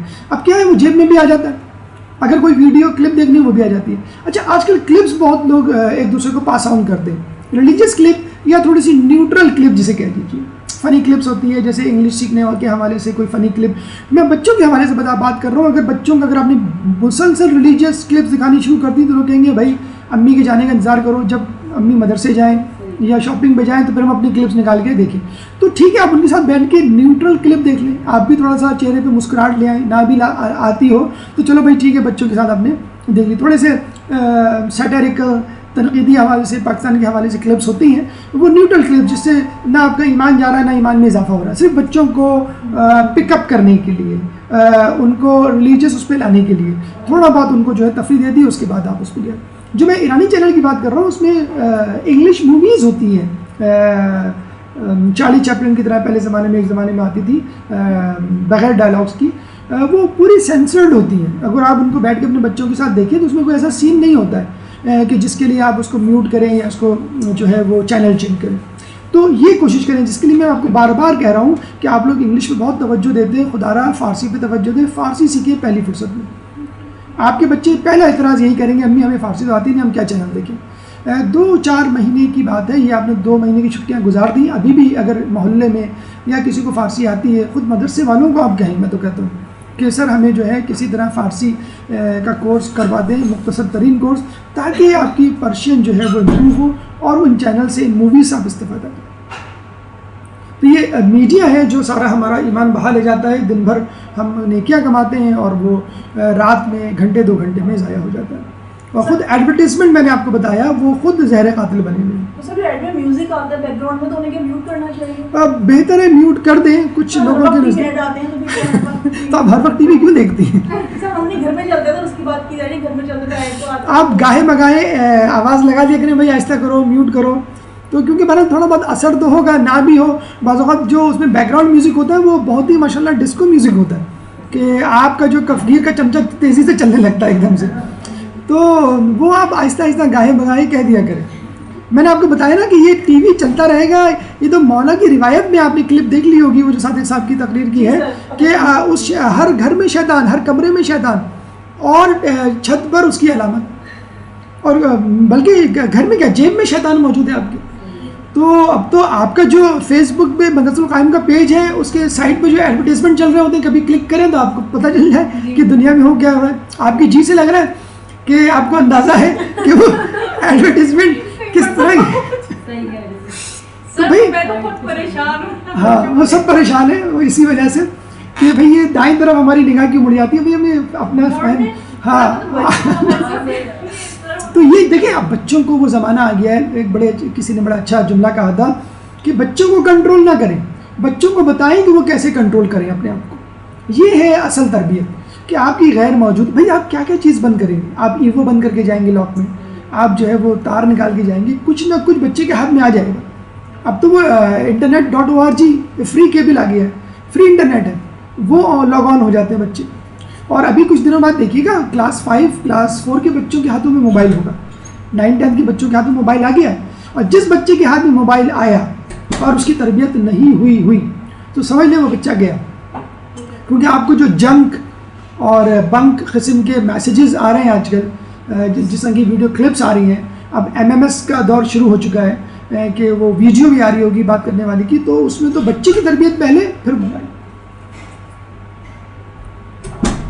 سر جیسے انہوں نے کوسٹیاں کیا تھا یا غنا ہے ویسا نام بھی سر صادق حسن صاحب، علامہ صادق حسن صاحب جو ہیں ان کی ویڈیو کلپ میں نے دیکھی تھی، تو انہوں نے یہی کہا تھا کہ ہر میوزک جو ہے وہ حرام نہیں ہے. اگر غنا ہاں بالکل میں بالکل صحیح. کیا مطلب نہیں کون سا ہے؟ لیکن دیکھیے وہی میں بتا رہا ہوں کہ ہر میوزک حرام نہیں ہے. تو جو میوزک حلال ہے، جیسے جنگی میوزک ہے وہ حلال ہے، موبائل میں جو آپ رنگ ٹون ہوتی ہے وہ حلال ہے، جس میں لہو و لعب والی کیفیت نہ ہو، جس کو آپ جو ہے وہ لوگوں کے سامنے بجائیں تو لوگ واہ واہ نہ کریں. سمپل سی بات ہے، وہ لہو و لعب سے وہ نہ رکھیں. اور آپ کے لیے ہر وہ میوزک حرام ہے جس کو سن کر آپ یہ سمجھیں یہ لہو و لعب والی ہے. تو بہتر ہے کہ جتنا احتراز کر سکتے ہیں کریں. سر جاننا چاہتے ہیں جیسے اب ایک دکاندار ہے، اس کی جو روزی مطلب اس سے چلیے چانا میں جو ہوتا ہے، ٹھیک ہے، تو وہ کس طرح سے اپنی مطلب عبادت کرے. جیسے آپ نے کہا کہ شب قدر کی طرح کی رات ہے، تو وہ کس طرح اگر فرض کر لیں بہت زیادہ مجبور ہے. دیکھیں 2-3 طریقے ہو سکتے ہیں اس کو نا. مجبوری میں بھی نا لوگ ایک دم سے مجبوری کا لیبل لگا کے بالکل فارغ التحصیل ہو جاتے ہیں. دیکھیں ایک طریقہ یہ ہو سکتا ہے کہ آپ مغرب کے فوراً بعد اعمال انجام دے لیں، پھر آپ چلے گئے دکان پر. ایک طریقہ یہ ہے کہ آپ نے دکان پہ کسی کو کہا ذرا بیٹھو میں 2 رکعت پڑھ کے آتا ہوں پیچھے، دکان کے پیچھے آپ نے پڑھ لی. تیسرا طریقہ یہ ہے کہ آپ جب گاہک نہ ہو آپ اس وقت قرآن کھول کے یا ذکر کر کے بیٹھ گئے، یا اپنا موبائل فون آپ ایئر فون لگا لیں، قرآن کی تلاوت چل رہی ہے، ذکر چل رہی ہے، دعائے کمیل چل رہی ہے. 1000 طریقے. ہمارے ایک سرجن دوست ہیں نیفرولوجسٹ انگلینڈ میں. آج کل پتہ ہے سرجنز کی یہ عادت ہے جب بھی وہ آپریشن کرتے ہیں تو میوزک سنتے ہیں، ہیڈ فون لگا ہوا ہوتا ہے ان کا اور میوزک چل رہی ہوتی ہے. تو ہمارے وہ دوست بھی میوزک وہ لگاتے ہیں، سوری میوزک مجھ سے نکل رہا ہے، ہیڈ فون لگا کے کرتے ہیں. کیا سنتے ہیں وہ؟ صادق صاحب کے لیکچر. صادق صاحب کے لیکچر سنتے ہوئے وہ سرجری کر رہے ہوتے ہیں. تو وہ لاکھ بہانے ہیں. آپ جو ہے وہ درس سن کر, میں تو کہوں گا یہ تو نعمت ہے. اسمارٹ فون جو اینڈرائڈ نکلا ہے وہ ہم لوگوں کے لیے تو نکلا ہے, ہیڈ فون ہم لوگوں کے لیے تو ہے. پہلے زمانے میں خواتین جو ہے کچن میں ریڈیو, بڑے بڑے ڈبے قسم کے ریڈیو رکھتی تھی اور فلمی گانے سنا کرتی تھی, اور کفگیر نہیں چلاتی تھی جب تک گانا نہ چلے. تو اب جو ہے ماشاءاللہ آپ نے چھوٹا سا موبائل رکھ دیا اور اس میں پورا درس آپ نے 1 گھنٹے میں سن لیا, 1.5 گھنٹے میں بریانی تیار ہو گئی. تو اس کو بس پازیٹیولی یوز کریں. اور جیسے میں نے کہا کہ آپ کے ہاتھ پیر بندھے ہوئے, زبان تو نہیں بندھی ہوئی. سر بچے بہت اریٹیٹ ہوتے ہیں, اس کے لیے تھوڑے سے پوائنٹس بتا دیں. کس بات پہ اریٹیٹ ہوتے ہیں؟ کسی چیز کے ہر وقت آپ یہی کہتی ہے. ہاں تو آپ نہ کہیں نا, آپ کو کس نے کہا ہر وقت کہیں. آپ بچوں کی دیکھیں, میں آپ کو بتاؤں, بچوں کو اپنے لیول کا تقویٰ نہ دیں. آپ پی ایچ ڈی کی بھی ہیں, آپ چاہ رہی ہیں میرا بچہ جو ہے پی ایچ ڈی کرے. آپ جو ہے وہ نماز شب پڑھتی ہیں یا جوشن کبیر, آپ کہہ رہی ہیں کہ بچہ بھی وہی پڑھے. بچہ تھوڑا سا بھی وہ کر رہا ہے, اور میں آپ کو 100% بتا دوں, یہ میرا اپنا تجربہ ہے کہ بچہ اثر ضرور لیتا ہے. چاہے آپ کی غیر موجودگی ملے, اثر ضرور لیتا ہے. اگر آپ گناہ کر رہے ہیں تو بچہ بھی ضرور کرے گا, ٹرائی ضرور کرے گا. اسی طرح اگر آپ نیکی کر رہے ہیں تو آپ کا بچہ بھی کرے گا. اس کا طریقہ یہ ہے, دیکھیں میں آپ کو دو ٹپس بتاتا ہوں بچوں کی تربیت کے. ویسے آپ صاحب کے لیکچر تو ماشاءاللہ چل رہے ہیں. 2 ٹپس امپورٹنٹ سن لیجیے. بچے کو کسی کام کا منع نہ کریں. بچہ منع کے نو سے چڑھتا ہے. الممنوع مرغوب, جو چیز منع ہوگی وہی کی جائے گی. ٹی وی اسکرین پر آپ کو کہہ دیا جائے ڈونٹ کلک, آپ فوراً کلک کریں گے. ہے کیا اس میں جو ڈونٹ کلک لکھا ہے؟ تو بچے کو منع نہ کریں بلکہ سبسٹیچیوٹ دیں. آپ اس کو منع نہ کریں گے ٹی وی نہ دیکھو, ارے بھائی اس کو سیریز لا کے دیں, اس کو انگیج کریں, مصروف کریں پڑھائی لکھائی میں. اور راؤنڈ ٹیبلز میں آج کل کتنی ایکٹیویٹیز ہو رہی ہیں ماشاءاللہ. محفل میں ہمارے یہاں تو ماشاءاللہ بچوں کو 9 سے 11 پڑھایا جاتا ہے, پھر 11 بجے سے 1 بجے رات تک فٹ بال کھلائی جاتی ہے. ٹھیک ہے, بچے فٹ بال کی لالچ میں جاتے ہیں, لیکن جسے کہتے ہیں جھینگا ڈال کے مچھلی پکڑ لی, کھیل کا لالچ دے کے آپ نے مدرسے میں پڑھا دیا. تو بچے کو لالچ دے, منع نہ کریں کہ یہ نہ کرو, یہ نہ کرو, یہ نہ کرو. جب آپ یہ کریں گے تو بچہ جو ہے جان بوجھ کے وہ کام کرے گا. بچے کو آلٹرنیٹ دیں, نمبر 1. نمبر 2, ماحول کریٹ کریں. ماحول کیسے کریٹ ہوگا؟ آپ نے بچے کی نئی جانواز خرید کے دے دی, بچے کے لیے نئی تعقیبات کی بک, بچے کے لیے نئی جو ہے وہ سجدہ گاہ, تو وہ ماحول کریٹ کرے تو وہ خود بخود بچہ اس طرف آئے گا. نمبر 1. نمبر 3, بچے کو تحفے تحائف سے لاد دیں. اگر روزہ رکھے, روزہ رکھو گے 50 روپے دوں گے تمہیں, آپ کو ویسے عیدی دینی ہے 500 روپے عیدی دینی ہے. 10 روزے رکھ لیے بھائی, چلو تمہارے جو ہے 1000 روپے ہو گئے. عید کے کپڑے, چلو بھائی فلاں جوڑا میں فلاں ٹی شرٹ یا فلاں فٹ بال دلواؤں گی. اگر تم دیکھیں بچے کو کچھ نہ کچھ دینا ہے آپ کو, آپ شرط کر دیں, مشروط کر دیں اس چیز کو. اگر تم یہ کام کرو گے, شاید نماز شب پڑھو گے تو یہ دلاؤں گے. ہر والدین کو کچھ نہ کچھ دلانا ہوتا ہے عید پر, عید کے علاوہ ہر چیز کو میں کہتا ہوں مشروط کر دے گا. ایک صاحب نے کہا اپنے بچے کو تم پوری توضیع یاد کر لو, iPhone 6 میں تمہیں دلاؤں گا. ان کو معلوم ہے اس کو یاد کرتے بھی 1-2 سال تو لگ ہی جائیں گے اس کو, اور اس میں چلو ٹھیک ہے میں پیسے جمع کر لوں گا. لیکن اب دیکھیں بچہ جو ایکسائٹیڈ ہو گیا, اب وہ توضیع لے کے بیٹھا ہوا ہے. صبح شام بابا نے کہا ہے کہ مجھے یاد کرنا ہے, iPhone 6 دلائیں گے یا زیارت پہ لے جائیں گے. کوئی بڑا جیسے کہ جو آپ کے ذہن میں ہے کہ بچے کو موبائل تو دلانا ہے, چلے iPhone 6 نہیں, کوئی اور موبائل چھوٹا سستا جو بھی ہے. آپ ایک شرط رکھ دیں, شرط ضرور رکھیں تاکہ بچے کو احساس ہو کہ میں نے نیک کام کیا ہے تو مجھے یہ ملا ہے. ورنہ آپ دیکھیں بچہ جو ہے وہ گناہ بھی کر رہا ہوتا ہے, آپ اس سے خوش ہوتے ہیں. جب گناہ کرے تو اپنا موڈ آف رکھیں, ڈانٹے نہیں بٹ موڈ آف رکھیں. بچہ پوچھے تو آپ بتا دیں بیٹا آپ نے نماز دیر سے پڑھی. اور تھوڑا بہت بچوں سے عفو درگزر کرنا سیکھیں. بچہ اگر جھوٹ بول رہا ہے, بیٹا آپ نے نماز پڑھی فجر کی؟ ہاں امی پڑھ لی. اور دوسرا بڑا بھائی جو آنکھ مار رہا ہے کہ نہیں پڑھی, آپ اس کو گلے لگا لیں, واہ میرا بیٹا میرے کہنے سے پہلے نماز پڑھ لی, شاباش. اب آپ دیکھیے گا پسینے میں شرابور ہو جائے گا, خود کہے گا مما میں نے جھوٹ بول رہا تھا. اسی وقت آپ اس کو گلے لگائیں کہ آپ مطلب وہ یہ کہے گا کہ دیکھو میری ماں مجھ پر اتنا اعتبار کرتی ہے کہ میرے جھوٹ کو بھی سچ سمجھ رہی ہے. اور اگر وہ کہے بھی تو آپ کہیں نہیں بیٹا نہیں ہو سکتا, تم نے پڑھی ہوگی تم بھول گئے. یہ رسول اللہ یہ روایتوں میں بھی ملتا ہے کہ اگر کوئی مومن عذر تراشے, بہانہ بنائے تو تم قبول کر لو, اور اگر نہ بنا سکے تو تم خود بنا لو. تو بچوں کی حوصلہ افزائی کیجیے, بچوں کو انگیج کیجیے, اور بچوں کو جیسے سیریلک کھلاتے نا اس کے بعد نہاری کھلاتے, تو اسی طرح جو ہے بچوں کو جو ہے پہلے فرائض کی طرف توجہ دلوائیے, اور پھر جو ہے اس کو مستحبات کی طرف, اور اپنے تقوی پہ سب سے آخر میں لانے کی کوشش. اللجل اللجل يا مولا اللجل اللجل اللجل اللجل اللجل اللجل اللجل يا صاحب السماء